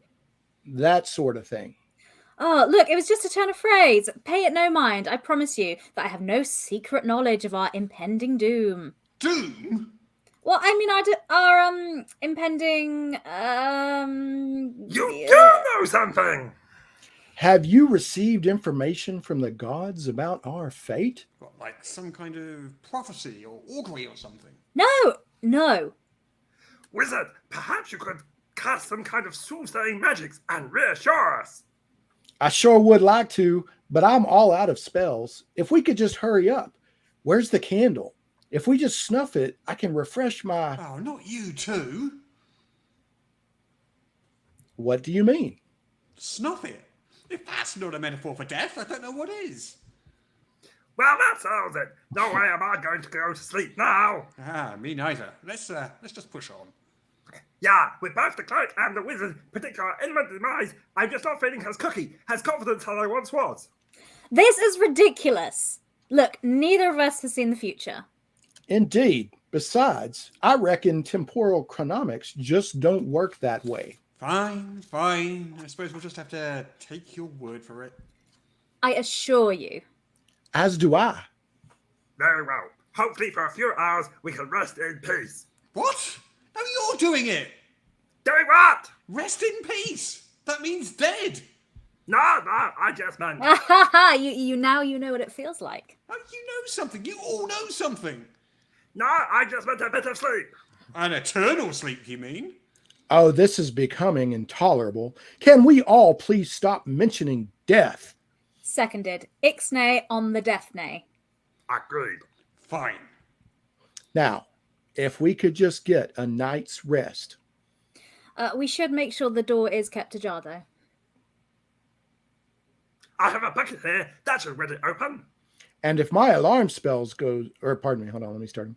And if my alarm spell goes off and we need to seal the room. Easy. We just have to kick the bucket. Da-da-da! Rim shot. Fade to Got there black. eventually. Oh, we got through that. That was a time. Out of all Did the everyone- sketches, out of all the sketches that I've was ever something done, that was one happened. of them. Yeah. Daryl, good luck. There's no way you're editing that. Are we doing or anything very Not that I'm trying to comprehensible. inflict further pain, but are we doing 2 takes or are we just going to do one? I don't think we can put everyone through that again. No, Okay. Daryl's Daryl's like, thank the living Lord somehow above. Daryl's going to turn that into a sketch. Somebody said longest dad joke ever. That was quite a RPG time. and Sean. I So gotta should I we- gotta say, that was actually one of your better sketches for us. They had a punchline, there was words, there was cunning wordplay. It was really good. So yeah. Yeah, You can the give me audience bases, have right? requested no second take, so fair. I was thinking, Wow, why don't we wow, have you're a very not quick serving little, quick little 3-minute break and get back to Malik's adventures before we go on to do the awfully cheerful questions. So I have a few I've noticed there, but if in the chat you want to get a chance to win a copy of And this is what you can win. yes, Awfully as cheerful. Ross is showing. Put your comment in the chat here and ask your question. And then if we answer it here, then we will send you a copy. And we'll do that for multiple people this week. Normally on the podcast, it's just one, but this time it shall be many. And now we'll get back to Malik because everyone is excited. Who doesn't love Malik? Well, none of their friends, apparently, because they didn't go to the party. Oh,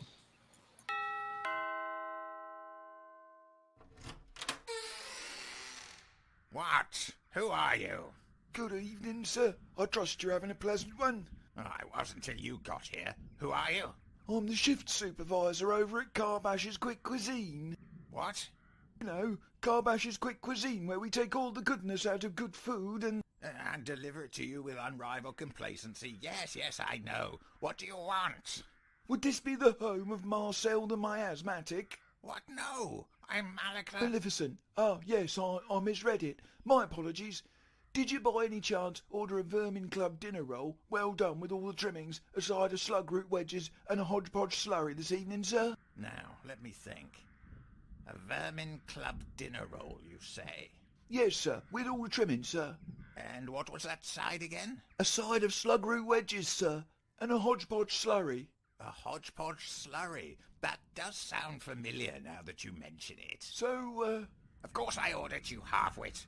Now tell me what you want before I fire a magic missile up your... no need for that, sir. I'll get to the point. May I ask if your meal order arrived this evening, sir? Arrived? Well, I suppose it did, if you could call it a meal. I'm sorry, sir? Well, as I said to your boy, the Vermin Club dinner roll was medium rare at best. There were barely any trimmings, the slug root looked like it went bad weeks ago, and the hodgepodge slurry was all hodge and no podge. Oh, I'm sorry to hear that, sir. But, my boy did arrive safely with your meal, did he? I suppose so, despite my best efforts. I'm sorry, sir. Nothing. Look, why are you here? Well, my boy never made it back, sir. I thought perhaps something had happened to him, and I've been out looking for him for hours. Maybe that swarm of harpies got him on the way over the piranha-infested moat? Oh, I don't think so, sir. He's very nimble, very good at avoiding hazards, he is. I wouldn't have thought any of the various traps, snares and ambushes on your property would have given him much pause, sir. It would take more than an amateur booby trap to catch him out. Amateur? How dare you? I'll have you know that I am Malik the Maleficent, breaker of the Ringlemork, summoner of the Grim Streaker, and collector The of... Grim Streaker? That was you? Yes? Well, I don't think I'd be boasting about that, in all honesty. I'd be keeping that one very much under me hat, sir. You are aggravating me, little man. Be on your way, lest I... Was that a horse? No? It sounded like a horse. Well, it wasn't. It came from over there. No, it didn't. Under that suspiciously horse-shaped tarpaulin. You leave that be. Why, that's my boy's horse, Binky.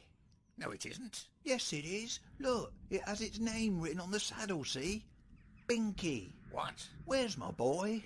Oh, for the love of the various gods.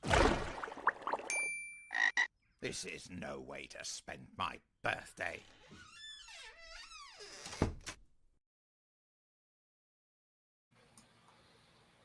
And we're back.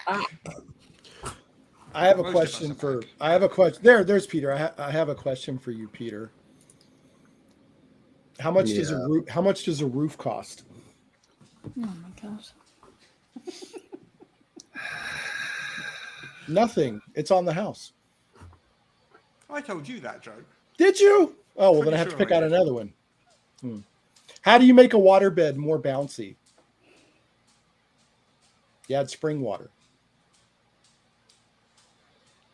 He's in awe. Are we done? He's in awe. Okay, so we've come to the part of the show where we'd normally do the topic of the week, but instead we are going to answer your hashtag awfully cheerful questions, and then you can win a copy of the Awfully Cheerful Engine issue #1, which Russ so kindly modelled for us. So I have been collecting, like a cookie monster, if you will, various comments that have come into the chat. And I'm going to pick some out for us to answer. So I have a few here. And as we're going, if you have one as well, pop it in the comments and I will have that. And the first one that I like and I think is important is directed at Peter. And it's, how would the Cookie Monster fighter promote Awfully Cheerful Engine in 2 minutes or less? Oh, no. You should buy the Awfully Cheerful Engine because it's full of cookies! Cookie. Well, that was 2 minutes or less, to be fair. It was. That was excellent. I want to see Peter shoving copies of Ace in his mouth like Cookie Monster does. Love it in their mouths. Yeah. Oh, their mouth. Yes. I don't have any copies of Ace. Well, you should ask If a only I knew question, some- and if we answer it. Well, maybe I will. Okay, then. Fine. If you want to do that, then I can do that. Okay. Right. Fine. Okay, so thank you for that excellent first question. We will send you a copy of the Awfully Cheerful Engine. Russ, shall they email us with their address so we can get that? Where should they email us? Email morruspodcast@gmail.com. Morrus Podcast And make a note of your username in the chat so we can double check that you're not making it up. And that you did, in fact, ask a question in the chat. RPG fraud. Yes, I'll just put that in the thing. So if you put it in, I should have done this before. So if you put it in morruspodcast@gmail.com, email us and say, you said my name and your username, and then we'll check it's you. Yes, but that was, thank you very much for that one. Next question. I'm just choosing one. Someone's getting a copy of Level Up as well. Yes. Oh, yeah. If you want to get a copy of Level Up as well, you will need to do that differently. So you can win, as the banner at the bottom says, you can win a copy by going on social media and doing a post about the show, tagging us at EM Publishing RPG and using the hashtag LevelUp5E. Have you even actually done this yet? I haven't checked because I don't know if you've noticed, I've been busy recording a live stream. But later when we finish... Yeah, come at me. But later when we come to do that, I will jump off for a few minutes and leave you maybe with another Malak video so we can have a look and I can go on to check that. And then I will randomly select one of them. So we have a question here, which is what out of print role-playing game would you love to see either a reprint or a remake of? And if it is a remake, for which company? Out of print. Wait. I have to leave the chair for a second. It's gonna be the RPG. No, get off. I can answer that while we're waiting on it. Is it just one person of peace or Dallas? I want to cover up with a larger question so no one can. Let me just remove him from the screen. There we go. Thank you. Just taking him off the stream. Take him off, Dallas. No one can. I'm taking it off until that goes away, Russ. No one can see you. For me, it's either the. I don't know. There's several. I actually just bought this off eBay, the old Middle-earth role playing. And I think this is a wonderful system. No slam on the 5e or other systems that do Middle-earth, but I think this is a wonderful system. I'd like to see the D6 Star Wars make a comeback. I liked that a lot. A reprint, I bought that too. It's a perfect reprint. And then there was an old game that was it was published as a joke, but I thought it was hilarious. It was called Hole, something human occupied landfill, from a imprint of White Wolf. I think it was Black Dog. And it was one of the funniest things I've ever read, and I would love to see more supplements and stuff for that. So, that's good. I'm trying to think what I would like to see. Ghostbusters. A Ghostbusters back in print, the original. Yeah, the original Ghostbusters. Yeah. But in the meantime, we have Spirits of Manhattan, that is compatible with wine Mm-hmm. that gives you that scratches that itch. And also, there's an awfully cheerful engine version of that too. Yay. Which was inspired by the Ghostbuster system and Very has much a so, forward yeah. as well by Sandy Peterson. Is it Sandy Peterson? Pluggy Yeah, McPlugface. We are. That's why I'm here. Well, mine, I can't remember the name of it, which is helpful. So in the comments, please tell me. But it was a Marvel role-playing game that used a card system to play. Oh, Saga, isn't it? I can't remember the name of it, but I played it a lot. My friend had a copy, and I thought it was just fantastic. And I loved playing it. It felt really well balanced, and it was really fun and really different to use the cards instead of having dice being used. Yeah, so that would be mine. But in the comments, people are now gonna. But if it was the Saga one. think that was the Saga version of. Yeah. I think that's what Margaret Weiss Productions did the Marvel game. That I one. actually really love the original Marvel superheroes where they used the phase rip system with incredible and amazing, and I thought that was a fun system. I very much like the DC hero system. You know, Yeah, the great. doubling scale. Yeah, It was kind of exponential. fun. Mhm. Yeah. That game has a lot of nostalgia for me, but mathematically, it's impressive because they found out a way to put Batman Just a and clever Superman. idea, isn't it? Yeah, So at each point, so if you've got 4, you've got Right. twice the strength of someone who's got strength 3. If you've got strength 5, and it doubles each time. Right. So you can literally, on the same scale of like 1 to 20, have Superman And Batman. on the same 1 to 20. Very elegant math. Yeah, very elegant math. Well, that same question can apply for Morrus and Peter. I just took it off the screen because it was covering half of your lovely faces. It was. Yes. Well, I've answered 2. So I say Oh, Peter, do you have one? DC heroes. What Oh, about yes. you, Peter? I am struggling because I'm not really sure what's in print and out of print because either I've got a copy because I want to play it. I don't know. Maybe there was like a version of Warhammer Fantasy, which was very card based, and I was due to be in a game of that. But I never actually got a chance to play it because like 9 people turned up and declared that they were playing the game, and it just seemed a lot less effort to argue them. Warhammer Fantasy Roleplay 3. Maybe. It's a very similar system to as the FFG one. Which Yes, is very similar to system Genesis. Yeah. But it was Star card Wars. stuff. I never had a chance to play Did it. not So get on with that game at all. no, I remember. Weird it was dice like that I couldn't understand. Too many cards. Yeah. It was just, couldn't get on with it. It seems It interesting. felt like a board game with the number of pieces it had. Yeah, well, as I say, that would be something I would be interested in having a look at. Possibly not from Fantasy Flight, possibly from, I don't know, a different game publisher, because a lot less cardboard tokens would be very much appreciated. Yeah, well, Cubicle 7 are doing Warhammer Fantasy now, aren't they? So Nice. new editions. Oh, Peter, I played Vermintide 2 last night for the first time in a long time. Right, Are you still playing that? They haven't released any new content for ages, so I've been more on the Deep Rock Galactic, but I very much enjoy a bit of Vermintide too. Thanks for introducing me to that game. Okay, tangent over, Jess. No, that's fine. That's fine. We're not doing the news, so this is a chat time. So I have another awfully cheerful question. Another question. Yes. Is there a book/film genre you would like to get an RPG setting for but doesn't already exist? And I'm going to say yes, Danger Legally Blonde, Mouse. because we said that Danger earlier. And I've never Mouse. considered it. Yeah, Well, what did you say, Jess? What was your answer? Sorry. Legally Blonde, because we said it Legally earlier Blonde. as a joke, and I'm like, that could be Actually, great. No, You know, if you would have, and then of course Russ wants Danger Mouse. Yes. So, you know, if you would have asked 10 years ago, I'm sure I would have had an answer. But so many settings are, I mean, so much stuff has been licensed. So it's either a direct license of the material or it's something that is so similar. I can't really think of anything off the top of my head that My wouldn't be answers I did snarky. just kind of do. Yeah, Danger Mouse. That is, yeah. Yeah, I'm trying to think of something that isn't already out there or couldn't be easily done in an existing, because there's been like in the fossil record, there's the Precambrian explosion. That's what's happened over the past 10 years or so with RPGs. There's just been so much amazing stuff out there, and niche stuff getting deep love. I really can't think of anything.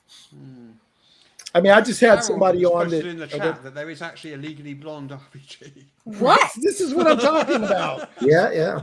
This is what I mean. You could do like if you go to Itch.io, Yeah, you're gonna find RPG on Itch. Yeah, you're gonna Link, find please, somebody's Carol. done it.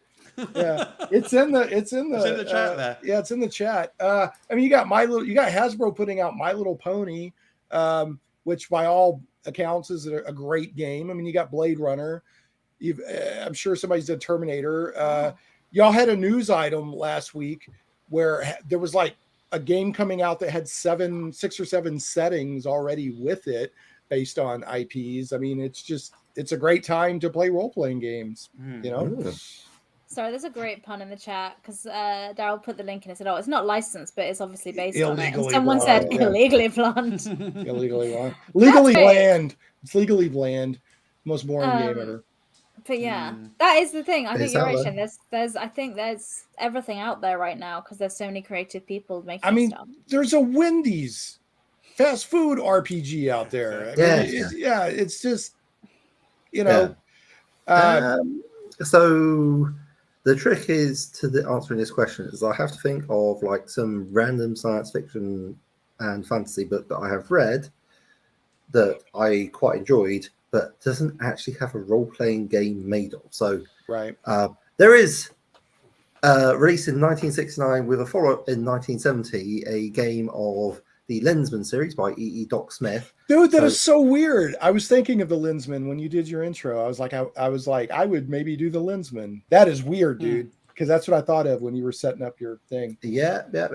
But as this already exists, technically speaking, and if this had come up earlier, then that would have given me a really good way to say which company would I like to see do the Lensman series, which would obviously have been the Lensman series should be reprinted by, company that's good at doing licenses, Ian Publishing, say. Was that E.E. Doc Smith? Who did the Lensman? E.E. Doc Smith, that's right, yeah. I keep hearing that they were a big influence on the Green Lantern. Would you say that's true?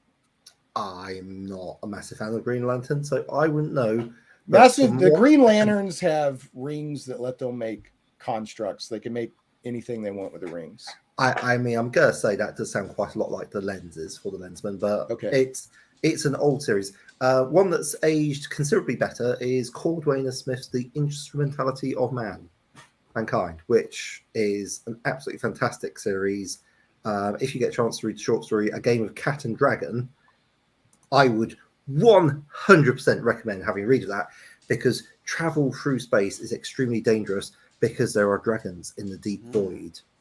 And it is cats that help humans travel through by their swift reactions and using teleporting pin bombs of light. Sorry? There's a dragon behind you right now. This one's more of a wyvern, to be fair, but yeah.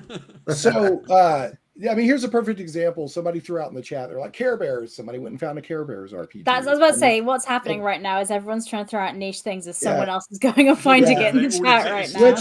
But I guarantee you, if you would have asked the same question, maybe 10, but definitely 20 years ago, it would have been much different. So it's been wonderful to see that. I mean, it's been ridiculous the amount of settings and RPGs that are getting deep love, even though they would be considered niche. It's really fantastic. Yeah, I think the last 10 years has been really good for the gaming, a little bit over that actually, because I first went to my first role-playing club about 12 years ago, and when I went, I was like the only woman there except for 2 other people who were either married to or were the child of the person that owned the club. So, but now I went back to that club, and it's, about, not quite 50-50, but very close to that. And so you're getting a variety of different people playing games, when I think that means you get a variety of different people making games as well. So it trickles down. Is that Bournemouth Berserkers? It is Bournemouth Berserkers. That's what started this whole endeavor of my career. I've got one, which it had a fan club version, but I don't think it's ever had an official version. I would like to see a Blake 7 RPG. I think Blake 7 is a wonderful setting and universe to play in, but there's already something out there. I just don't think there's ever been anything official. But there's a pretty wonderful fan group put one out. Was there ever? I feel like there was one. Well, but wasn't it done by fans? I thought no. I don't know. Maybe not. I thought it was a fan club, but it was done really well. I've never Maybe. seen it. I don't know. Yeah. There we go. Yeah, good question. Okay, who's next? Next question. Next question. There's lots to pick from. Oh, here's a good one. It's a very long one, so it's going to cover all of your face. But I've been wondering, since the second episode they listened to, how did you come up with the name for your favorite game in all the world, the game where I tell you the name of a Kickstarter and you guess what it is just by the name? And also, why is the name so long? Russ. This feels like something you named. So long? Well, it's because I wanted to call us the Wizards of Pod. Well, that was what you wanted to call the podcast, not the game. It was we did short. agree People might actually remember. We did agree at some point, although I don't think we ever actually told them. But the listeners of our podcast are the Wizards of Pod. Did we not? That's true. Not that they know this, because I don't think we ever actually said it. I thought we said it on the pod. We're just saying it now. Maybe we did. Well, anyway. Congratulations. You're all wizards.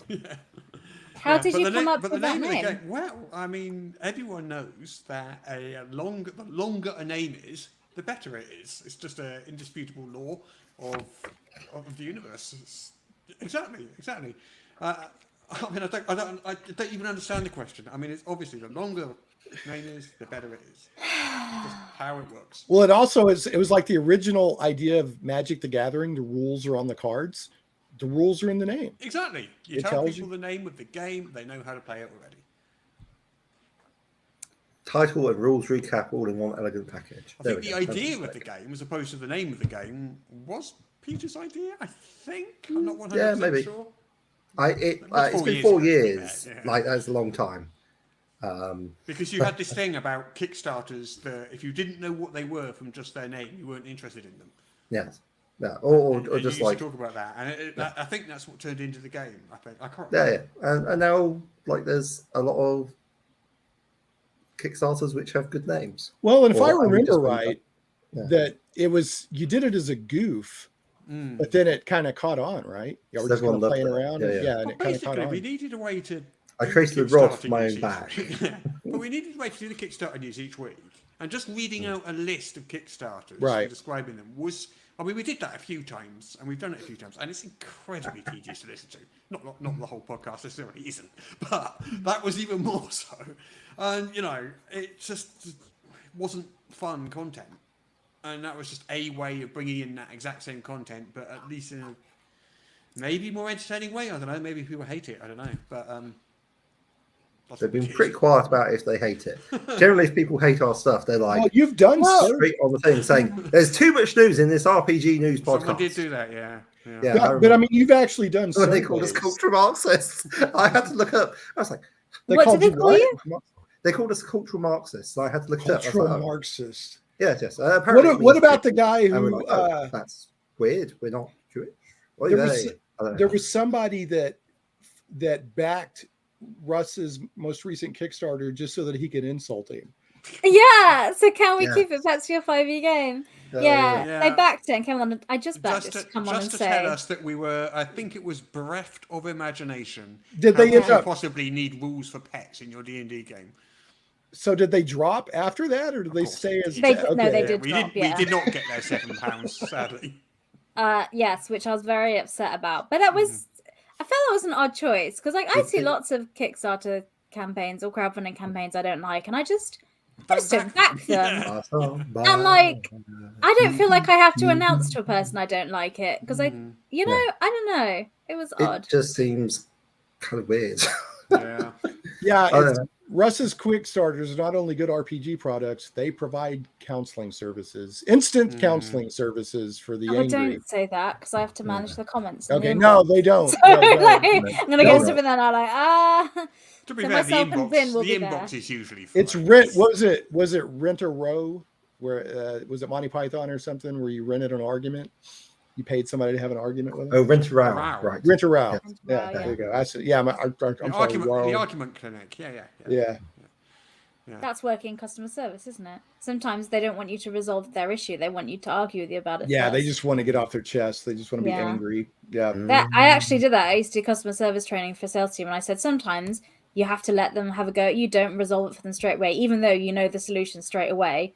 Let them have a bit of time to feel like they've earned it, because that's what they want. Even if straight away you could have gone, I'm very sorry, here's a refund and a replacement. They'll kind of be like, I'm still mad and I have nowhere to put my anger now. Right. Well, that's actually something to be mad at. Yeah. I mean, that's literally a phenomenon. I mean, my main degree is in psychology, and people want their anger acknowledged. A lot of times, if you just say you're angry, that'll move things forward, because they want, yes, notice me, I am angry. I want to be validated that I am angry. So anyway. And yes, I believe there was someone who backed Advanced Fifth Edition because they enjoyed just as epic put down. It wasn't Advanced Fifth Edition, because I wasn't with the company then, but it was for mythological figures and maleficent monsters. And there were some people trolling in the comments of things, and I was equally sassy back because I'm allowed to be. Send me this message today saying, I to this customer. Is this too far? Because they had said something about, they're complaining about these ball-busting prices about something, and they'd made a misunderstanding about the difference between PDF and hardcover prices. But anyway, so I replied to them very politely. At the end, I said, I'm terribly sorry if our prices cause you a stress, and cause price parts going to have to be also, shipping prices aren't our prices. Yeah, we don't get to decide them. If I had some kind of control over worldwide shipping prices, no offense to you guys, but I wouldn't be doing this right now. Yeah, you wouldn't be. I'd be a multi-billionaire in my super yacht. But so I do like this job because I get to be really sassy. I guess what I do is I tend to give back the energy people give me. So and I think that's very reasonable. Working in publishing, I get to do that. Well, that must be why I always find you so lovely. Jess, I have some energy for you then. Are you ready? Here's some energy for you. Okay. What do you call a one-legged hobgoblin? I don't want to do this. Peter, what do you call a one-legged hobgoblin? I'd like to exercise my right to silence at this point. Okay, well, just to help things along, a hobgoblin. They are a hobgoblin. So. Next question. Next question. This is an important question. I'm worried we're not going to have as good an answer as I would like, but it's a pause for thought for us. So they said, as a publishing company, what steps do you take to help make your products more widely accessible to gamers with disabilities? And if you outsource any of this work, who do you use? So this is a really great question. I'm going to hide it because it's covering up half of our faces. But yeah, so I think that's a really good question. And I want to say that as a small publishing team, like literally on the payroll is myself and Russ, so you can see the whole of the payroll here. Obviously Django and Hudson as well. I think but with they the don't PDF, get paid in money; they get paid in something else. Well, yeah, dog food. So Lord Salts. But yeah, Russ, what I imagine, I think there's more that we can do as a company. Definitely, and as the company grows. In fact, I don't think we really do anywhere near enough on that front. I mean, no. Not even close to. We have layout artists that do the layout to try and make it as easy to read as possible in terms of, so maybe if you're, and they'll consider things like if people are kind of colorblind, making sure the color contrasts are good for that. And obviously with the PDFs, you can Control F to find things. And obviously you can have programs that will read that to you or something. But I think as a publisher, I'd like to say as a small publisher, I'd be really open to hearing ideas from people who have disabilities that are role players that would say, hey, if you did this, that would make my life a lot easier. Tell you what we do, because in the Level Up team, there were, I think, 2 or 3, perhaps, designers with disabilities, and they worked on sections of the book. For example, you'll see that everybody in the Level Up rules can sign as well as speak and read languages. There's stuff in the equipment section and things like that for just representation for people with disabilities. And we actually had people on the team who worked on those who actually had those disabilities, and I think that's something I'm quite proud of. That getting through into the Level Up books. Yeah. For myself, homebrew and hacking, all the text is screen reader compatible. Try and keep things as clear as possible when I'm writing to make it accessible. And yeah, just employing good contrast. One of the things that I have done is I was like, yeah, I'm going to say there was at least 20 to 50% inspiration for doing Merfolk, or like, Snaky Boys has a possible like heritage base because of the combat wheelchair, which was done by the dislocating GM.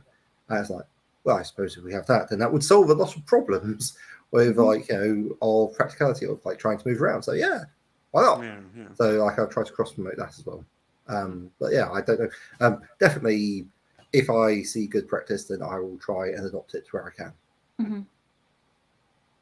Shane, do you have anything to add on that front? No, I think that's I have not been on that side of making a game. I think it's good to ask and to think about. I've actually been working on putting a show together for Shane Plays Geek Talk about people with vision. How do people with vision challenges play games? I know somebody personally who has that challenge, and I know there's also there's a Going In Blind podcast about people who play games blind. So I think it's a very interesting topic and it needs more exposure and discussion. So yeah, definitely. But yeah, thank you for that question. I think that was a really good question, and you've definitely earned your copy of the Awfully Cheerful Engine. So as we mentioned earlier, if you email morruspodcast@gmail.com, because we need to know where your address is to send it to you. And make sure you include the username you're using in the chat so we can verify that you actually did. Yeah. Yes, that would be great. Otherwise, we'll just get 1,000 people saying, "Hey, I asked you a question. Send me a book." I'm Spartacus. So we need to verify them. Yes, that would be good, because we can't send everybody free books because we can't. That's not how publishing works. Well, yeah, because I spend a lot of money on other things. Yeah. Yes. So what's the next question? So I think I have one more Awfully Cheerful question starred. So if I haven't answered yours and I missed it, please retype it again. I'm very sorry, and I'll see if we can ask it. But so with all the different games out there, how do you decide what to play next? And also, what a majestic profile picture! That's a fantastic question. Great call. It's what does somebody want to run? Yeah. Well, that's the challenge, isn't it? I mean, the flip side. I'll play anything. Yeah, me too. I'm very system promiscuous. In fact, I love learning new systems, although my ongoing game with my group is we play D&D 5e. But that's the flip side. We have an embarrassment of riches of role-playing games. And that flip side is, how do you choose what to play next? That's why I think one-off games online or conventions are so important. Yeah, because that's your best chance sometimes to sample something to see if you like it. As far as how to choose, man, I don't know. I mean, that's just an individual taste, I've right? got a room upstairs which must have 1,000 role-playing games, which I've played like 1% of. Yeah, I mean, and I never will play them because there literally isn't. And I've said before on the podcast, the number of games that comes up, there's more than a game each day coming out. So even if you played a brand new RPG every single day of the year, every single day of your life, the number of games you haven't played would still continue to get larger. Yeah. I think Russ hit on something right at the beginning when the question was asked. If, there's this joke meme out there where it's like somebody on a desert island and they spell out, we'll play in a D&D game and nothing. And then they change it. They take the stones and they spell out, we'll DM a game. And people just rush in from everywhere to rescue the person. And I mean, if you're like, I really want to play this game, your best chance of getting a group together is to offer to run it. And I know that not everybody likes to DM or GM. Or like I said, go to a convention, and either a virtual convention or in person. That's your best chance of playing a different variety of games if your local game shop doesn't have a really robust game scene. Yeah. I think the weakness with that approach is that tends to lend itself only towards the sort of rules like quick games. Yeah. And it's quite hard in a sort of convention slot to really get into a heavier rules crunchy game designed for long campaigns. Yeah. So something like this, something like Awfully Cheerful Engine, perfect for a convention. Absolutely perfect, and one of the inspirations for it. But something like what's a really crunchy game? Something like Pathfinder, I guess, is a little harder to really get Yeah, into in an Mutants hour and slot or Masterminds, something. maybe. Yeah. Yeah, I mean, It just can be depends. done. It can be done, and they Yeah. do it. So maybe I'm just talking nonsense, but Yeah. It depends for myself. I got offered a chance to play Blades in the Dark. So, yeah, I went for that. And that's been actually really good fun. I think story games are really important and valuable to the RPG community. But I've never really got on with them. I played Sorcerer, a lot of different Powered by the Apocalypse clones. I even run some stuff. And that, yeah, it's just like it's not gone. But Blaze Dark was really, really good. So I like that. And I've been very pleased with that. And I'm very interested. A plug for somebody. I have no idea who this guy is, but okay, you can't see it. But there's the Dice Pool and Moral Predicament based generic role playing system by K.N. Obar, which is based on sort of a rewrite with permission of Dogs in the Vineyard. And I think that is very interesting. So I guess, yeah, Dogs in the Vineyard I'd love to play, but Vince Baker, the author, took it out of permission. That was, yeah, I mean, it's outside my experience, so I would love to play it. But yeah, I mean, if anyone's reading a game with Advanced 5th Edition, let me know, and I might be able to sort you out a couple of free PDFs of some rather nice products if it would help you homebrew. Yeah, and that, I want to touch again, like the question: how do you decide what to play next? I mean, it's hard because are you talking about just you, or are you talking about your group? I mean, getting a group to change and play a different game can be quite challenging. So I don't know, man. Pick something you think is cool and champion it and go after it. We've been really lucky with our Thursday night group in that everybody will play anything that somebody wants to run. Yeah, that's cool. You're never going to get someone saying, no, I won't play that. It just has never happened in 20 years. So, one last thing I'd like to say on the subject is I'm assuming they do this in England and in other places, but here in America they do Free RPG Day, which is like Free Comic Book Day, but it's Free RPG Day, and you can get quick start versions for free of games that might otherwise be more complex. So that might be a good option too. It's like, oh, I really want to try out the Dark Eye. Well, find the Free RPG Day version of that. That's a quick start, and see if you like it. There's sort of a quick start for Level Up, where it's an adventure that introduces you to the rules of Level Up. That kind of thing. So, yeah.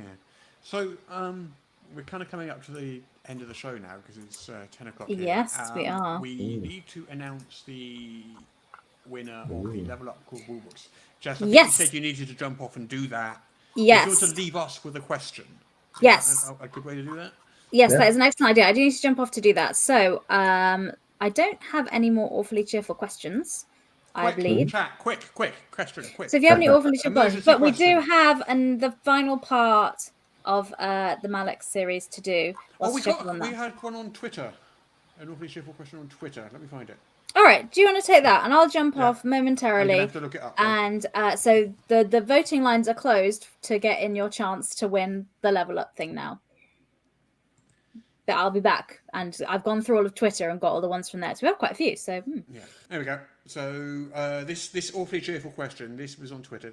And by the way, you can do this every week if you hashtag awfully cheerful question on Twitter or email us at morruspodcast@gmail.com.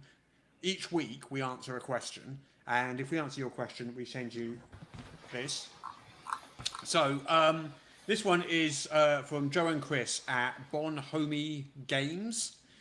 Hello! Here in the UK, and their awfully cheerful question is: do you have any tips on how to encourage friends to GM for the first time? As a forever GM myself, I also wonder if you've had success in supporting people who have been perennial players to try sitting the other side of the screen for a change.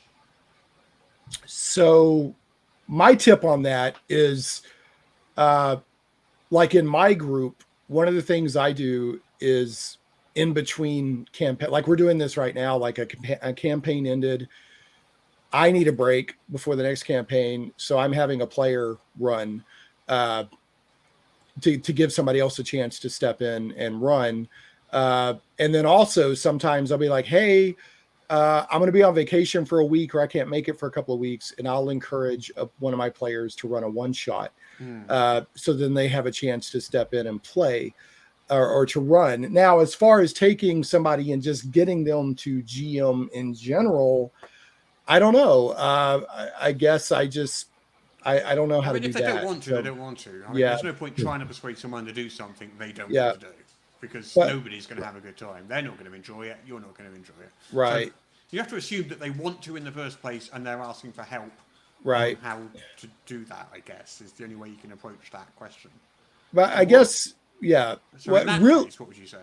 I would say just jump in and do it. I mean, a lot of the questions I see on social media, there seems to be an almost a fear or a nervousness about running a game.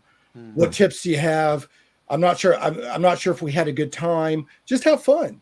It's nobody's expecting. And I think a lot of it is like, again, well, not again, but I've said before outside of this particular episode, a lot of people are watching like Critical Role, or they're watching other Let's Play podcasts or videos, and they're seeing a very high level of, like the people on Critical Role are voice actors who are just happening to play D&D for a lot of people to watch. You don't have to deliver that level of experience. Just have fun, and see what happens, and don't put so much pressure on yourself. I can't do the accents, and I don't even try to.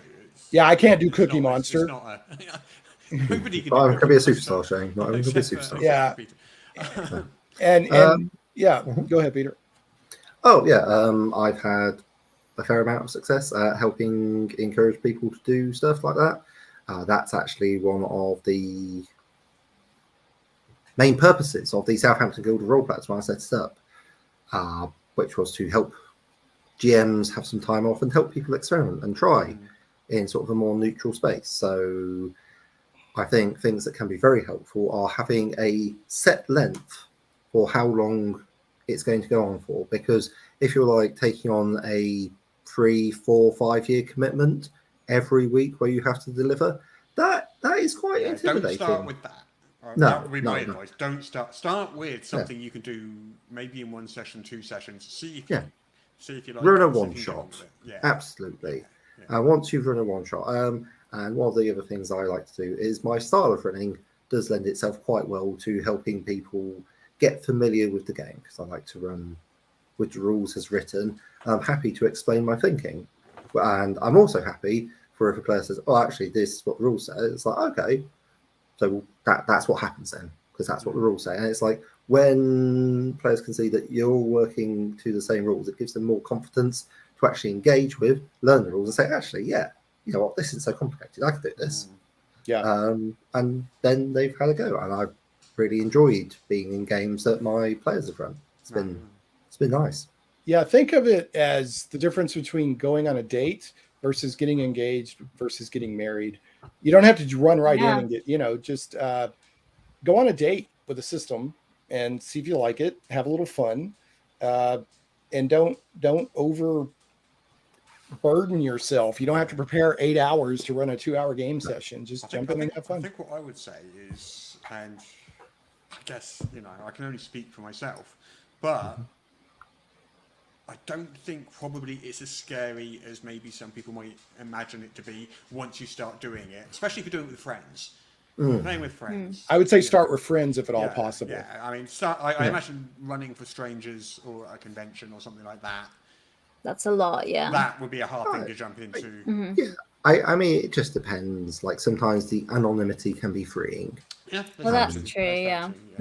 And like I found a lot of things have really improved my GMing, like running in convention slots, because you're running to a schedule and you're trying to get a story done in time, and that makes you a very good editor. I do find when I'm running at a 1 hour shot, I don't like running longer than that at a convention. But I like a 1 hour shot of a shortish game. Like I was demoing Judge Dredd a few years ago at UK Games Expo. Oh, with the apes. Yeah. So when you've got something and you've got an hour, and you know that you can keep the energy up for an entire hour and do a really good display of that game for 1 hour, But for 4 hours, I find that harder to keep the energy up. You know, to entertain a group of people that I don't know. I find that a lot harder. So, I'd say shorter one-shots is definitely the way I'd go. I think that's a perfect way to jump in and see if you like it. There we go. Okay. Right, Jess, have you got news for us? I absolutely do. And so I have made a list of the 11 people that have entered across various social media platforms using the things I told them to. And if you're like, oh, I did those things and I'm not on that list, it's because you didn't do the thing properly. So that's why you're not there, because I could not find you because you did not use the hashtag and at us. And if you don't do what you're told, what can I do? Yeah. So You better obey. Yes. I now am going to share with you all, excitingly, a random number generator that I'm going to generate the number between 1 and 11. It's not 8, because that was the number that was just there when I logged on. But are we all ready? Have we got a look at the list of people? Yes, it's on Excel here. But I don't know how to share that with you immediately. That's all right. Let's do the number then. Go on. Anyway, I'm just going to generate it. Are we all ready? Let's go. Here we are. It's exciting. And it is number 11. And number 11 is Benjamin Rogers, who asked on Facebook, who did that, who I believe here is in the chat, because you're anyone if you're in the chat. So Benjamin, write down if you are in the chat here, so we know that you're watching. And what I'll do, Benjamin, is I will ask you to, on Facebook, send us a message on there, because that will be the same account, so I'll know it's you. So send us your address, so and then we will send you... We know him, actually, so let's... Oh. Level up! Yeah. Benjamin has leveled up. Yeah. All right. That's almost as sweet as my mustache. Nothing is as sweet as your mustache. So that was the grand prize there, done. Good job, Benjamin. I said before we started, Shane, nobody was listening at the time because we hadn't started recording yet. But every time, I don't see you all that often. Every time I see you, your facial hair arrangement is completely different every single time. Yes, I am mercurial. Yeah. Okay, so we're getting to near the end of the show. Do we have anything else we want to discuss or say? I have a whole list of bad jokes here if y'all want them. No. We can skip that. To summarize. We'll be back to normal next week. This will be going out edited as normal on the podcast. Poor Daryl. As it is now, I presume, on Twitch and YouTube. It'll be saved on Twitch and YouTube, I think. Oh, yes. So this will be archived on our Facebook page, on YouTube, and we'll also upload a version of it on our website, enliverpg.com as well. Yeah. No 2-hour bonus content for Shane's gags. That's not okay. 2-hour bonus. If you want terrible jokes, you should go and listen to Shane play. I do every episode. I finish with a bad joke. Yeah, Shane plays Geek Talk. There we go. So follow that. Well, with that, I think that's the show then. I think we're done. Fantastic. Okay. Thank you all so much for coming along. I am delighted to see so many people. Yeah, that was amazing. Thank you very much. And thanks so much for the invitation, Morrus and Peter and Jess. It's been a while since I've been on. It's very nice to come back. So I'll also say to everyone, don't forget Daryl. Just because he's not on the screen, he is behind the screen. Daryl does a lot of work editing every single week. He's in the shadows, pulling the string. Yeah, he does the yeoman's work. Somebody's asking if I'll be back for the 400th episode. That's up to that's up to the crew. Yeah. Yes, Shane will. We've already booked him with bad jokes. Yeah. Oh yeah. Well, we'll have the 300th episode first. I don't know why the 400th was the straight jump. So we've got the 4-year episode. Somebody said praise Daryl. Praise Daryl. In a few weeks, I think. Yeah. Yes. Amen. Do praise Daryl. Yes. Yeah. You gotta praise him.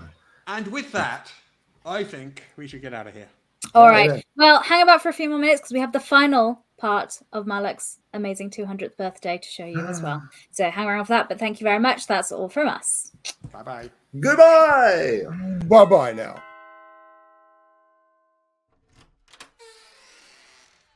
Yes, what? Are you Manford the Malpracticed? Manford?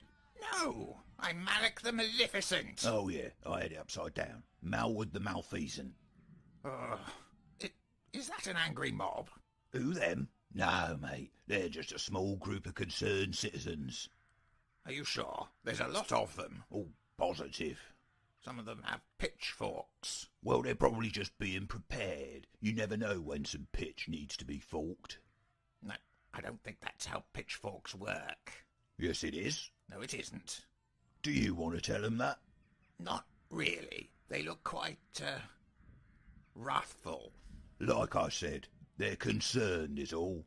Look, what do you want? I'm rather busy. Well, you'll recall that I mentioned that this here group of citizens are concerned. Yes, get on with it. They're concerned about the whereabouts of a beloved purveyor of fine cuisine and his son. Purveyor of fine cuisine? Doesn't ring a bell. You may know them. Carbash's Quick Cuisine, that place where they take all the goodness out of good food and deliver it to you. Yes, I know. Deliver it to me with unrivaled complacency. Look, what's your point? Well, they gone missing. Missing? Yeah. Well, have they looked behind the sofa? You'd be amazed how often things get lost there. Just last week I found 4 parts of the wand of 7 parts under the cushions of mine. I've been looking for them for weeks. No, they're not in the sofa. No? No. In fact, we think we know where they are. Oh, you do you? Yeah. We think they're right here. We think you turned them into toads. That seems highly unlikely. I'm sure I'd remember doing that. In fact, we think you turned them into these toads right here. Well, I don't see how you could possibly think that these toads are restaurateurs. This one's wearing a tiny little uniform. Oh, they'll make novelty pet clothing of anything these days. Look, it even says Carbash's Quick Cuisine on it. Oh. It has a name badge on it. Do you want to know what it says on it? Not really, no. It says Frankie Carbash. Goodness. And their horses are right over there, under that tarpaulin. Are you sure? Pretty sure. Unfortunate. Is that man lighting a torch? You know, I think he is. Those pitchforks look jolly sharp. Oh, they are. Ah, well, there's nothing for it then. Did you just try to turn us into toads? Give it a moment. There are rather a lot of you. Oh my goodness, that's a lot of toads. Lucky for me, I love a spot of toad soup. Happy birthday to me. Happy birthday to me. Happy birthday, dear Malik. Happy birthday to me, toad soup.